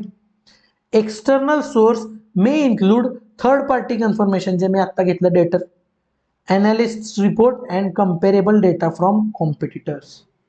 आता हा कम्पेरेबल डेटा फ्रॉम कॉम्पिटिटर्स आणि analyst report, that is your TBT SA 520, ह्या चॅप्टरमध्ये पुढे बघणार आहे की जर माझा नेट प्रॉफिट 10% असेल, इंडस्ट्रीचा ऑन एन एव्हरेज 10 to 12% असेल, इट्स ओके, व्हेरी गुड. म्हणजे इंडस्ट्रीच्या इन्फॉर्मेशनशी माझी इन्फॉर्मेशन कम्पेअर केली तर ती मॅच होते आणि इंटरनल आणि एक्सटर्नल सोर्सची इन्फॉर्मेशन मॅच झाली तर you are very good, reliable evidence तुम्हाला मिळालेला आहे. बघा, आता common audit procedures. Common audit procedures कोणकोणते आहेत, यातले काही मी बघितलेले आहेत. इन्स्पेक्शन म्हणजे रेकॉर्ड्स आणि फिजिकल एक्झामिनेशन करणे. म्हणजे काय, विवोचे 10,000 मोबाईल मी जाऊन चेक केले, फिजिकल एक्झामिनेशन. आणि रिपोर्ट्स, रेकॉर्ड्स काय बघितले, परचेसची बिलं बघितली, ह्या मोबाईल परचेस केलेला, हा मोबाईल परचेस केलेला, आता तो इन्व्हेंटरीमध्ये दिसतोय. त्याच्यानंतर एन्क्वायरी म्हणजे काय, seeking information of a person whether in or outside of entry. Enquiry तर आपल्याला माहिती आहे, आपण करतच असतो. एम्प्लॉयला विचारायचं, बाबा तुझ्याकडे कसं चाललंय, सप्लायरला विचारायचं, बाबा एंटिटीचं कसं चाललंय, तुला पेमेंट मिळते का रेग्युलरली. ऑब्झर्वेशन म्हणजे looking at a process perform by third party looking at a process perform by others. बरोबर आहे का? मी लिकरची प्रोसेस, आता माझं लिकरचं ऑडिट चालू आहे, काजूची फॅक्टरी माझी. मी काय केलं, ऑब्झर्व केलं प्रोसेस कशी चालते. मी गेलो आणि जे लेबरर प्रोसेस करत होते ती प्रोसेस बघितली की काजू तुडवला जातो, मग तो फर्मेंट केला जातो, फर्मेंट केलेल्या काजूचा रस काढला जातो. बरोबर आहे का? तो रस येतो, ती दारू असते. ही प्रोसेस मी ऑब्झर्व करली. त्याच्यानंतर रिकॅल्क्युलेशन, बाबा 1 किलो काजूमध्ये 2 ग्लास दारू निघते. मी कॅल्क्युलेट करून बघितलं त्यांच्या किती काजूचं इनपुट गेलंय आणि किती ग्लास बाहेर आलेत. रिपरफॉर्मन्स म्हणजे काय, जो काजू तुडवत होता त्या माणसाला म्हणलं तू थांब, मी तुडवतो. बघतो नॉर्मली 1 किलो काजू तुडवायला 1 तास लागत असेल आणि मी तुडवायला गेलो तर मला किती वेळ लागतोय, दोन्ही मॅच व्हायला पाहिजे. मलाही तू काजू तुडवायला 1 तास लागत असेल तर व्हेरी गुड. जर तेच काजू तुडवायला मला अर्धाच तास लागला तर ह्याचा अर्थ लेबरर इनइफिशियंट असण्याचे चान्स आहेत. कारण मी जन्माच्या कर्मी एकदा कधीतरी काजू तुडवून बघितले तर त्या अर्ध्या तासातच झाली तुडवून. मग हा तर बाबा रोज एकच काम करतो, ह्याला तर कमी वेळ लागला पाहिजे माझ्यापेक्षा. बघा, external confirmation, direct return response from third party SA 505 TBD ह्या टॉपिकमध्ये पुढे बघणार आहे. Analytical procedures SA 520 TBD. सो बघा, हे मी सांगणार आहे, ह्याची आयडिया मी थोडक्यात देत नाही कारण आता ह्याच चॅप्टरमध्ये आपण ते पुढे बघणार आहे. ह्याची आयडिया मी दिली पण असते पण we are on fast track. So आता आपण ही पुढे बघणार आहे. बघा, सो माझ्या कॉमन ऑडिट प्रोसिजर्स काय आहेत, inspection, enquiry, observation, recalculation, reperformance, analytical procedures आणि एक्सटर्नल कन्फर्मेशन. 7 प्रोसिजर्स आहेत. बघा पुढं की पॉइंट्स काय आहेत, ह्या procedures can be perform independently or in combination. बघा, मी फक्त एन्क्वायरी करून शांत बसू शकतो पण बसायचं नाहीये का, कारण मी मागच्या चॅप्टरमध्ये सांगितले enquiry alone is not sufficient. त्याला सपोर्टिंग तुमच्याकडे दुसऱ्या प्रकारे तुम्ही ऑडिट एव्हिडन्स ऑब्टेन केला पाहिजे. बघा, डिपेंडिंग अपॉन ऑडिटर्स जजमेंट. आता मी एन्क्वायरी सोबत काय अजून परफॉर्म करायचं हा माझा सर्वस्वी प्रश्न आहे. मी फक्त इन्स्पेक्शन करून शांत बसू शकतो, फक्त रिकॅल्क्युलेशन करून सुद्धा शांत बसू शकतो, किंवा इन्स्पेक्शन सोबत रिकॅल्क्युलेशन करू शकतो. माझा जजमेंटचा प्रश्न आहे, मेरी मर्जी. बघा, if relevance continues, evidence obtain from previous audits may be appropriate for current audit. बघा, मागच्या वर्षी मी ऑडिट केलेलं, मागच्या वर्षी मी एक ऑडिट केलेलं, बरोबर आहे का? मागच्या वर्षी मी ऑडिट केलेलं काजूची दारू, झिंगाला लाहू हुरहुर, काजूचं ऑडिट मी केलेलं, बरोबर, काजूच्या दारूचं. आता ह्या वर्षी जर काजूच्या दारू बनवण्याच्या प्रोसेसमध्ये काही चेंज झाला नसेल किंवा तुडवणाऱ्या एम्प्लॉईमध्ये काही चेंज झाला नसेल, माझ्या ऑर्गनायझेशनमध्ये काहीच चेंज झाला नसेल, तर मी मागचे एव्हिडन्स आता कॅरी फॉरवर्ड करू शकतो. बघा, सिंपल आहे का, कारण रिलेव्हन्स कंटिन्यू होतोय.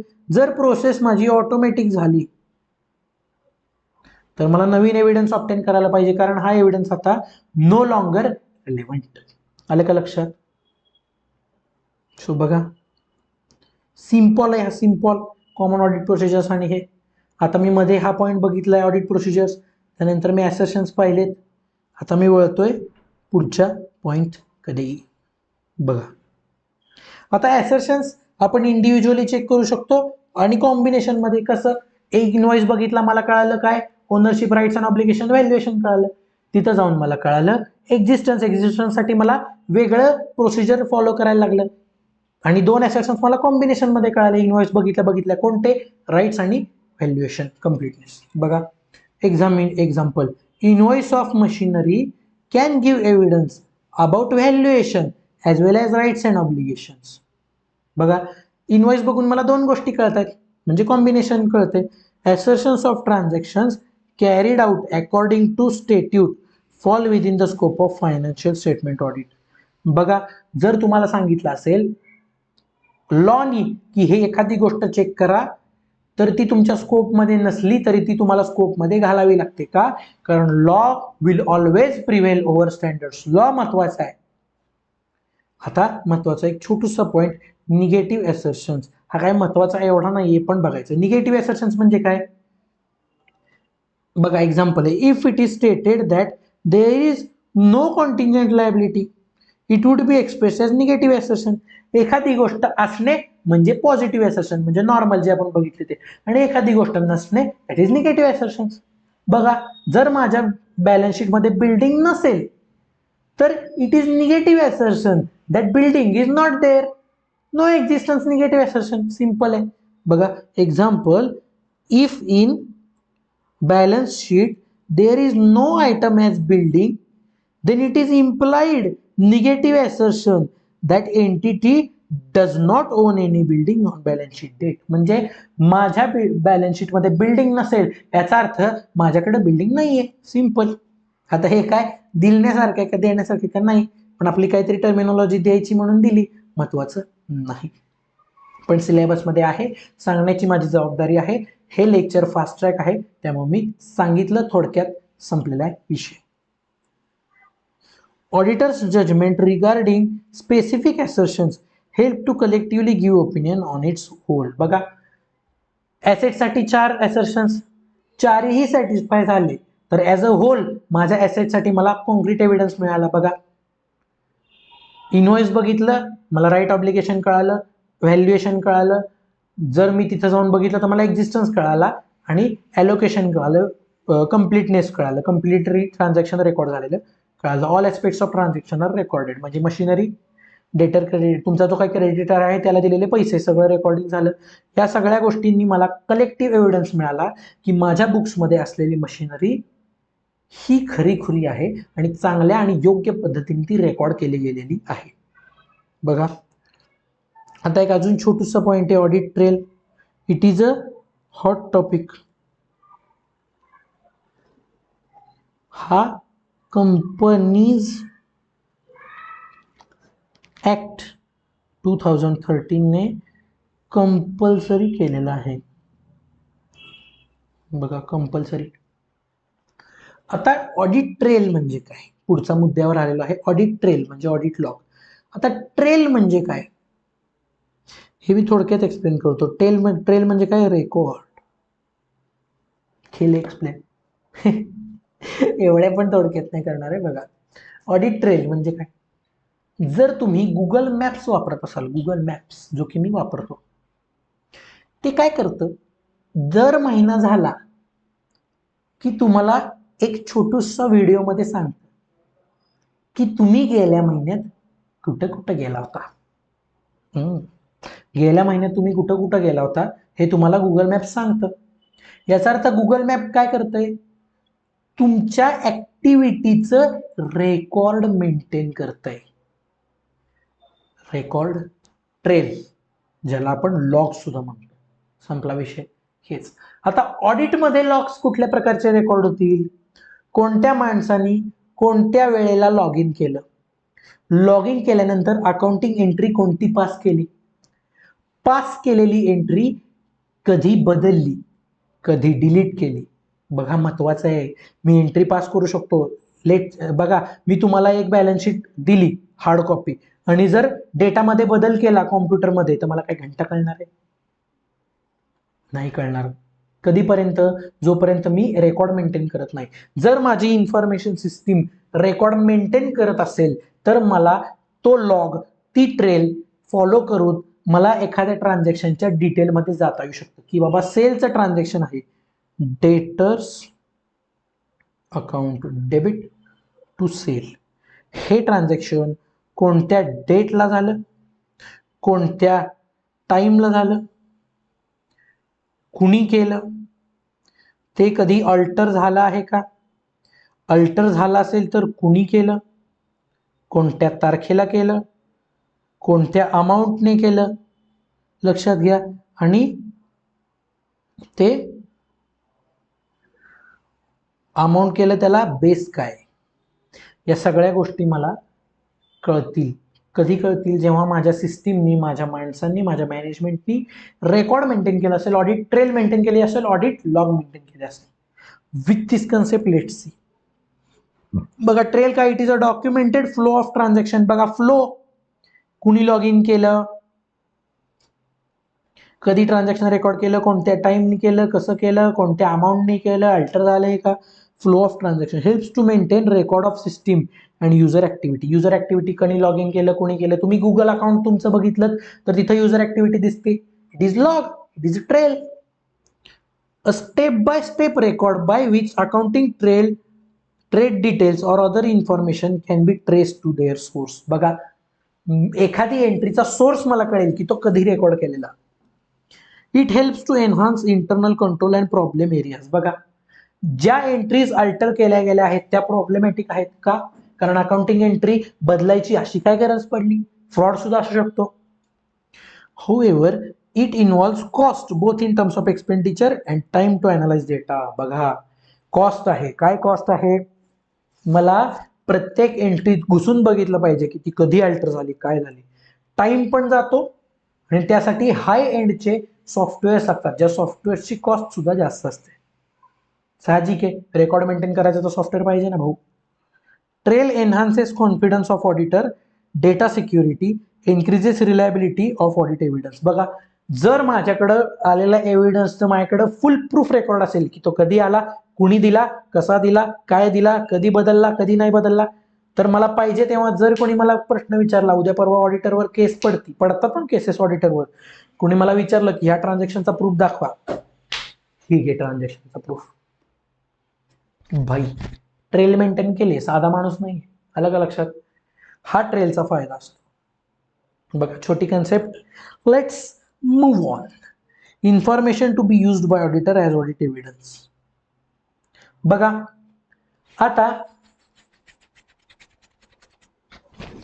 आता बघा कोणत्या पद्धतीची इन्फॉर्मेशन मी वापरू शकतो as an audit evidence?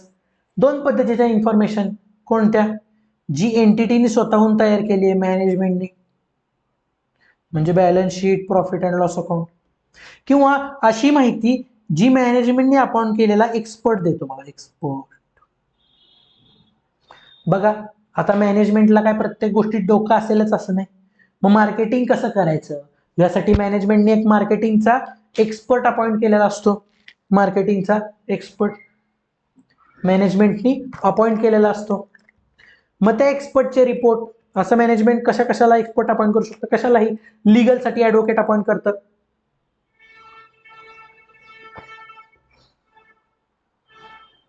मार्केटिंगसाठी marketing manager, सेलसाठी सेल्स एक्झिक्युटिव्ह.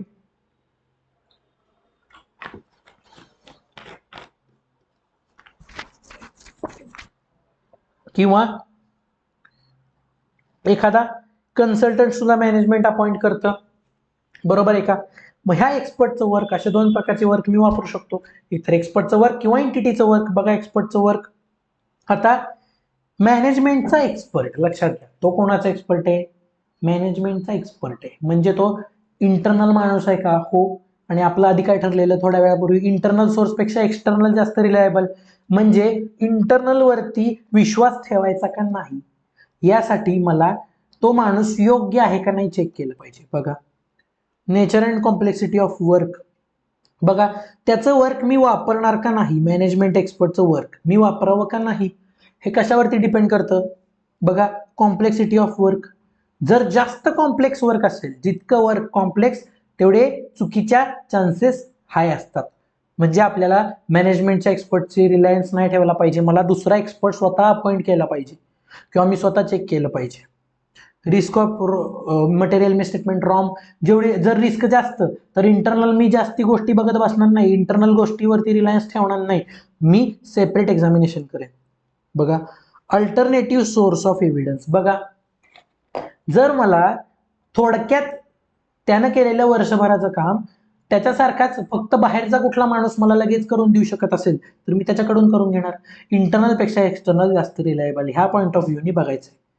बघा scope objective of experts work. बघा त्याचा स्कोप काय आहे? आपल्या ऑडिटचं जे ऑब्जेक्टिव्ह आहे ते ऑब्जेक्टिव्ह जर तो सॅटिस्फाय करत असेल तरच आपण त्याचं वर्क वापरणार. ऑडिटचं ऑब्जेक्टिव्ह काय आहे? To reduce overall audit risk to acceptably low level, हे ऑडिटचं ऑब्जेक्टिव्ह असतं. बघा, whether expert is employed by entity और पार्टी एंगेज्ड बाय इट. बघा, जर तो नोकरीतला माणूस असेल तर तो अजिबातच रिलायबल नाही. जर तो आउटसोर्स्ड असेल किंवा दुसऱ्या कुठल्या माणसाला दिला असेल त्यांनी, किंवा खास तेवढ्याच कामापुरतं ठेवलाय, तर तो कदाचित रिलायबल असू शकतो. पण एम्प्लॉयमेंट असेल तर तो फार कमी रिलायबल असतो. का? कारण तो अतिशय इंटरनल झाला. Extent to which management can control experts work. बघा, एखाद्या एक्सपर्टचं वर्क मॅनेजमेंट जर कंट्रोल करत असेल, याचा अर्थ मॅनेजमेंट त्यांना दिलेले रिपोर्ट सुद्धा कंट्रोल करू शकतं. म्हणजे मॅनेजमेंट आपल्याला चुकीची इन्फॉर्मेशन देऊ शकतं. त्यामुळे जर इन्फ्लुएन्स मॅनेजमेंटचा जास्ती असेल तर त्याचं वर्क वापरायचं नाही. Whether experts work is subject to professional standards. बघा, एक्सपर्टला जर कोणत्या स्टँडर्ड्स लागू होत असतील तर साहजिक आहे त्याचं वर्क आपण रिलाय करू शकतो. का? कारण त्याच्या स्टँडर्डला चुकला तर त्याच्यावरती केस पडेल. बघा, ॲडव्होकेटच्या वर्कवरती तुम्ही रिलाय करू शकता, पण जो माणूस ॲडव्होकेटच्या लास्ट इयरला आहे त्याच्याला तुम्ही रिलाय करू शकत नाही. का? कारण लास्ट इयरच्या ॲडव्होकेटला मे बी काही स्टँडर्ड्स लागूच होत नसतील. पण जो ॲडव्होकेटची डिग्री मिळालेला माणूस आहे तो कधी पण रिलायबल. का? कारण त्याला एका स्टँडर्डला, एका कोड ऑफ इथिक्सला धरून चालावं लागतं. डॉक्टरला कोड ऑफ इथिक्स असतो, इंजिनियरला असतो, लॉयरला असतो, चार्टर्ड अकाउंटंटला असतो, कंपनी सेक्रेटरी, CMA, सगळ्या प्रोफेशनल्सला, ऑलमोस्ट सगळ्या प्रोफेशनल्सला जे डिग्री धारक आहेत त्यांना एक कोड असतो, एक स्टँडर्ड्स असतात जे फॉलो करून चालावं लागतं. बघा, नॉलेज अँड एक्सपिरियन्स. त्याला नॉलेज असेल, एक्सपिरियन्स असेल तर करा. जर नॉलेज त्याला घंटा काही नसेल तर त्याचा काही उपयोग नाही. Auditor is has a previous experience of the work. बघा, म्हणजे गेल्या वर्षी किंवा दुसऱ्या कुठल्या तरी कामामध्ये आपण त्याचं काम पाहिलेलं आहे, तर साहजिक आहे त्याचं काम पाहिलं असेल आणि ते चांगले रिझल्ट मला पास्टला दिलेले असतील तर ह्यावेळी पण मी रिलायन्स करू शकतो. Controls in entity over management experts work. बघा, जर मॅनेजमेंटचं वर्क एंटिटी कंट्रोल करत असेल तर करू नका. जर तो इंडिपेंडेंटली काम करू शकत असेल म्हणजे बऱ्यापैकी, तर त्याचं वर्क तुम्ही पुढे वापरू शकता. पण लक्षात ठेवायचं, मॅनेजमेंट एक्सपर्ट हा इंटरनल माणूस असतो, त्याच्यावरती रिलायन्स जास्त ठेवायचा नाही. बघा, ही झाली पहिली इन्फॉर्मेशन. कोण इन्फॉर्मेशन देऊ शकतो? मॅनेजमेंटचा एक्सपर्ट आणि स्वतः एंटिटी. सो बघा, इन्फॉर्मेशन प्रोड्यूस्ड बाय एंटिटी म्हणजे काय? Balance sheet, P&L, notes, bills, agreement, contract etcetera. बघा, आता मला रिलायबिलिटी कशी इव्हॅल्युएट करायची आहे? सगळ्यात पहिल्यांदा ते ॲक्युरेट आणि कम्प्लीट इन्फॉर्मेशन मला दिली आहे का बघायचं, आणि प्रिसाईज इन्फॉर्मेशन आणि डिटेलमध्ये इन्फॉर्मेशन दिली का बघायचं. जर मी मॅनेजमेंटला विचारलं मला सेलचा आकडा कळवा आणि मॅनेजमेंटने मला फक्त वर्षाच्या एंडचा पूर्ण वर्षाचा आकडा दिला, तरी इन्फॉर्मेशन माझ्यासाठी कम्प्लीट नाही आहे, ॲक्युरेट नाही आहे, प्रिसाईज नाही आहे.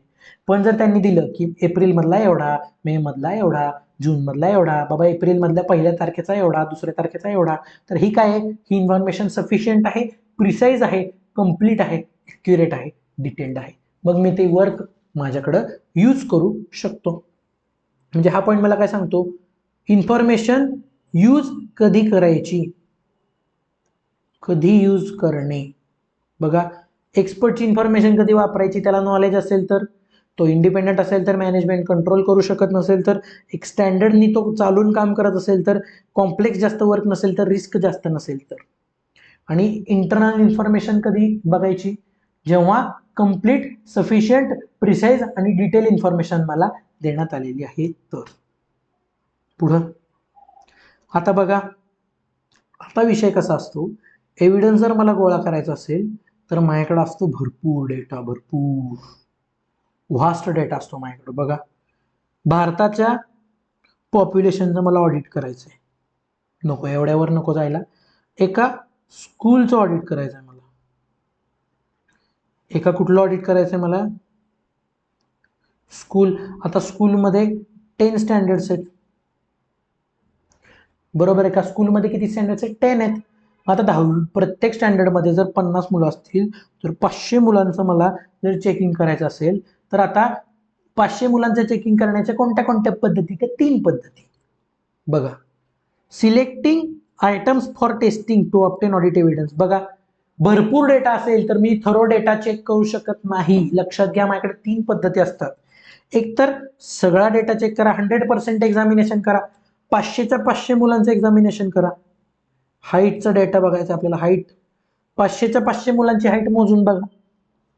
बघा केव्हा अप्रोप्रिएट आहे, जेव्हा स्मॉल पॉप्युलेशन, एकाच वर्गाची करायची 50च्या 50 लोकांची चेक करा, पण 10 वर्गाची शक्य आहे का?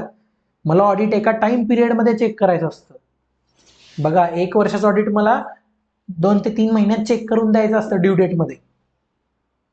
बघा small number of large value items. बघा जर छोटे छोटे नंबर असतील किंवा 3च डेटर्स आहेत 1.5 कोटीचे, बाकी नाहीच आहे, तर तिन्ही चेक करा. तिथं सॅम्पलिंग बिम्पलिंग करायला जाऊ नका, कृपा करा, कारण छोटं पॉप्युलेशन आहे, तुम्ही चेक करू शकता. Significant risk and other means do not provide Sai. म्हणजे काय, पॉप्युलेशन भरपूर आहे पण मला छोटे छोटे थोडे थोडे आयटम घेऊन सॅम्पल चेक करून मला पाहिजे ते रिझल्ट मिळत नाहीयेत.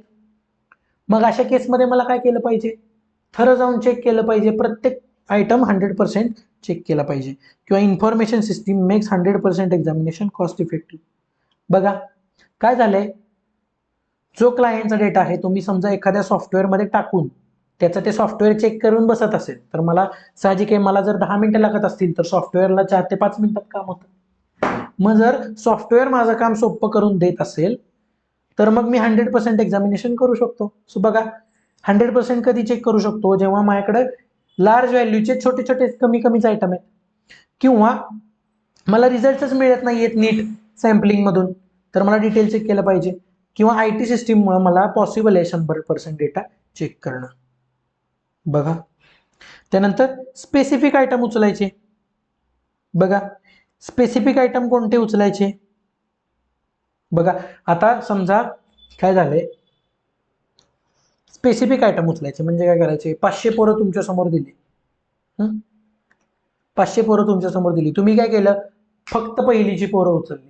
ह्याचा अर्थ तुम्ही काय केलं, पॉप्युलेशन मधून स्पेसिफिक आयटम उचलले. आता कोणते आयटम उचलायचे, कोणते आयटम नाही उचलायचे, लक्षात घ्या.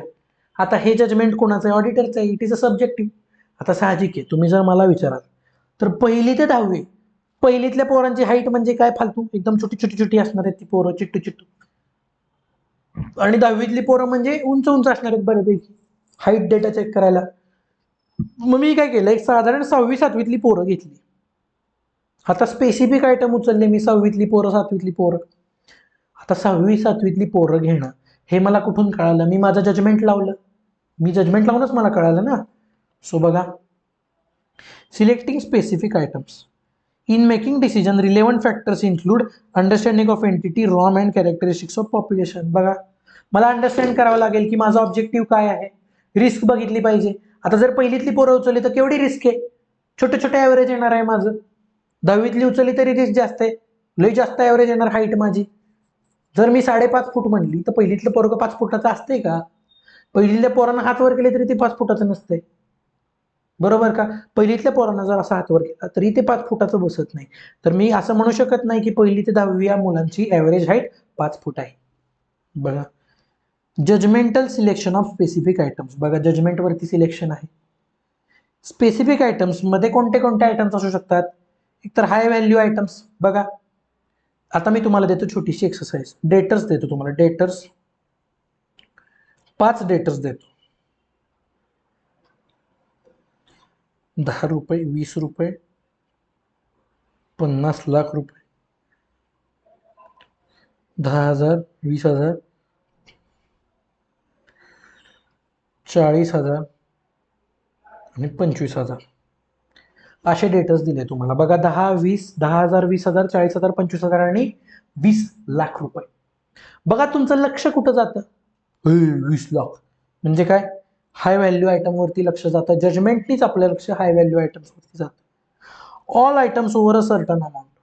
बघा आता हेच जर इथं 50,000 असतील तर आपण काय म्हणणार, एक काम करू बाबा, ऑन एन ॲव्हरेज किती आहे, 10, 20, 50, लेट्स से 30,000 ॲव्हरेज आहे. तर ह्या एक स्पेसिफिक अमाऊंटच्या वरची सगळी चेक करू आपण. बघा ॲव्हरेज काढलं.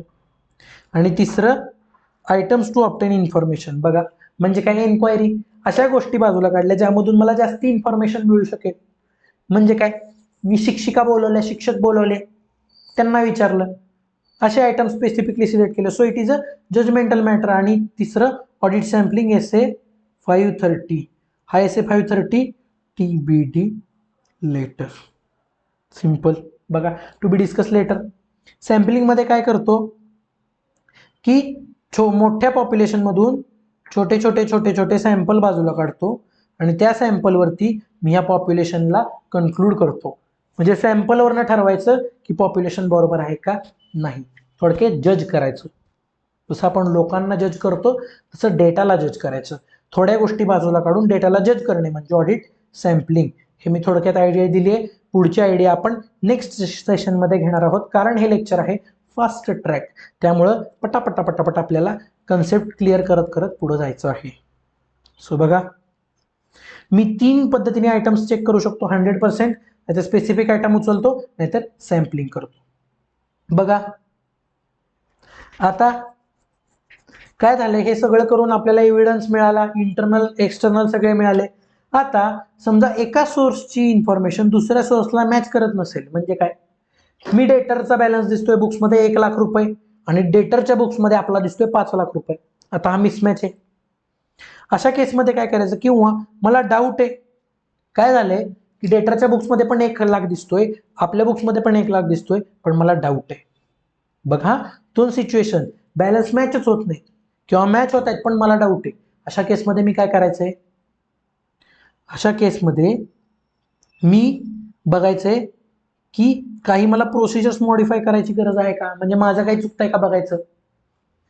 त्याच्यानंतर काय करू शकतो की अशा गोष्टी बाजूला काढायच्या की ज्याबद्दल मला डाऊट आहे आणि ज्या आहेत मिसमॅच्ड. अशा गोष्टी बाजूला काढायच्या का, कारण ह्यात मटेरियल मिसस्टेटमेंट असू शकतं. साहजिक आहे ना. जर माझी इन्फॉर्मेशन मॅच होत नसेल किंवा मला शंका येत असेल, ह्याचा अर्थ कुछ तो गडबड आहे ना दया.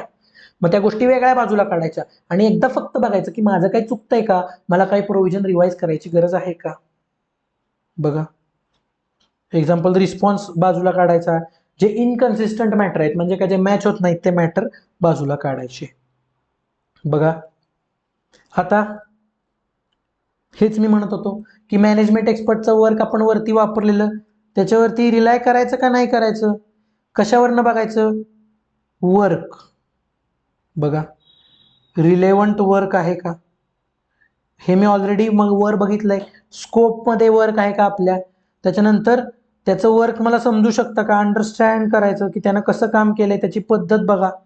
आणि कॉम्पिटन्स बघा, म्हणजे क्वालिफिकेशन, केपेबिलिटी आणि ऑब्जेक्टिव्हिटी. ऑब्जेक्टिव्हिटी म्हणजे काय, objectivity is the ability to make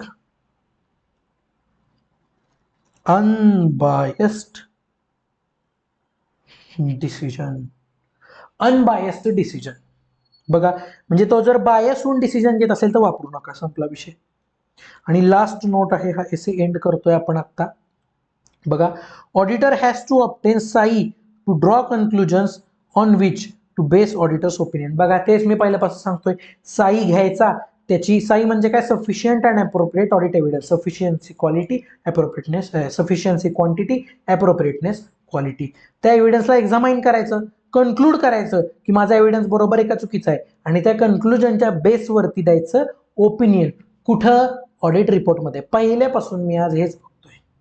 बघा, deciding whether obtained evidence is sufficient and appropriate to reduce audit risk to low level is a matter of professional judgment. बघा म्हणजे काय, मला मिळालेला एव्हिडन्स हा चांगला आहे का नाही हे डिसाईड करणं हा माझा स्वतःचा मॅटर आहे, हे मी ठरवणार. मॅटर ऑफ प्रोफेशनल जजमेंट म्हणजे माझ्या क्वालिटीवर, म्हणजे माझ्या अंडरस्टँडिंगवरती ठरणार आहे की माझं वर्क हे बरोबर आहे का नाही, मी तो ऑडिट एव्हिडन्स पुढे वापरायचा का नाही, मला मिळालेला एव्हिडन्स हा सफिशियंट आहे का नाही मी ठरवणार, अप्रोप्रिएट आहे का नाही मी ठरवणार. कारण ऑडिट करतोय मी आहे माणूस, आणि माझं लावलेलं जजमेंट कन्सिडरिंग माय प्रोफेशनल स्टँडर्ड्स, म्हणजे माझे प्रोफेशनल स्टँडर्ड्स लावून, या स्टँडर्ड्स लावून, या स्टँडर्ड्सचा वापर करून जे जजमेंट मी पास करतो, जे जजमेंट मी एखाद्या एव्हिडन्सला बघून देतो, जे ओपिनियन मी देतो, it is a professional judgment. आले का लक्षात. सो हा SA500 one of the most important SAs of CA intermediate, म्हणून आपण ह्याला फास्ट ट्रॅक बॅच मध्ये असून सुद्धा डिटेलमध्ये घ्यायचा प्रयत्न केलेला आहे. ओके, आता लेट्स एंड दिस सेशन आणि पुढच्या सेशनमध्ये आपण बघू बाकीचे एसेस. आता थर्ड चॅप्टरला जसा वेळ लागला 3-4 पार्ट्समध्ये थर्ड चॅप्टर दिला गेला, same to same fourth chapter सुद्धा 3 ते 4 पार्ट्समध्ये दिला जाणार आहे. पेशन्स ठेवायचे आहेत आपल्याला. फास्ट ट्रॅक असलं तरी रेग्युलर बॅच इतकीच कॉन्सेप्टची क्लॅरिटी आपली झाली पाहिजे. बरोबर, ह्यातला जर समजा तुम्हाला ह्या सेशनमध्ये काहीही डाऊट असला तरी मला टेलिग्रामवरती पर्सनल मेसेज करा किंवा ग्रुपवरती आपल्या टेलिग्रामच्या कळवा. I am ready at your service. मी लगेच एक 2 ते 3 तासाच्या कालावधीमध्ये ऑडिओ नोट्समध्ये तुम्हाला त्याचा रिस्पॉन्स देईन, नाहीतर डिरेक्टली यूट्यूबवरती एक व्हिडिओ मी अपलोड करेन किंवा एक छोटासा व्हिडिओ मी टेलिग्रामवरती ऑन द स्पॉट अपलोड करेन. ओके, तुमचे सगळे डाऊट्स माझ्याकडून सॉल्व्ह व्हावेत ही माझी इच्छा आहे, माझी अपेक्षा आहे. तुम्हाला जर या सगळ्यात काही बदल हवे असतील तर feel free to communicate that changes in comment सेक्शनमध्ये सांगा मला, किंवा टेलिग्रामवरती सांगा, पर्सनली मला सांगितलं तरी सुद्धा चालेल. ओके, सो बाय, भेटूयात नेक्स्ट सेशनमध्ये.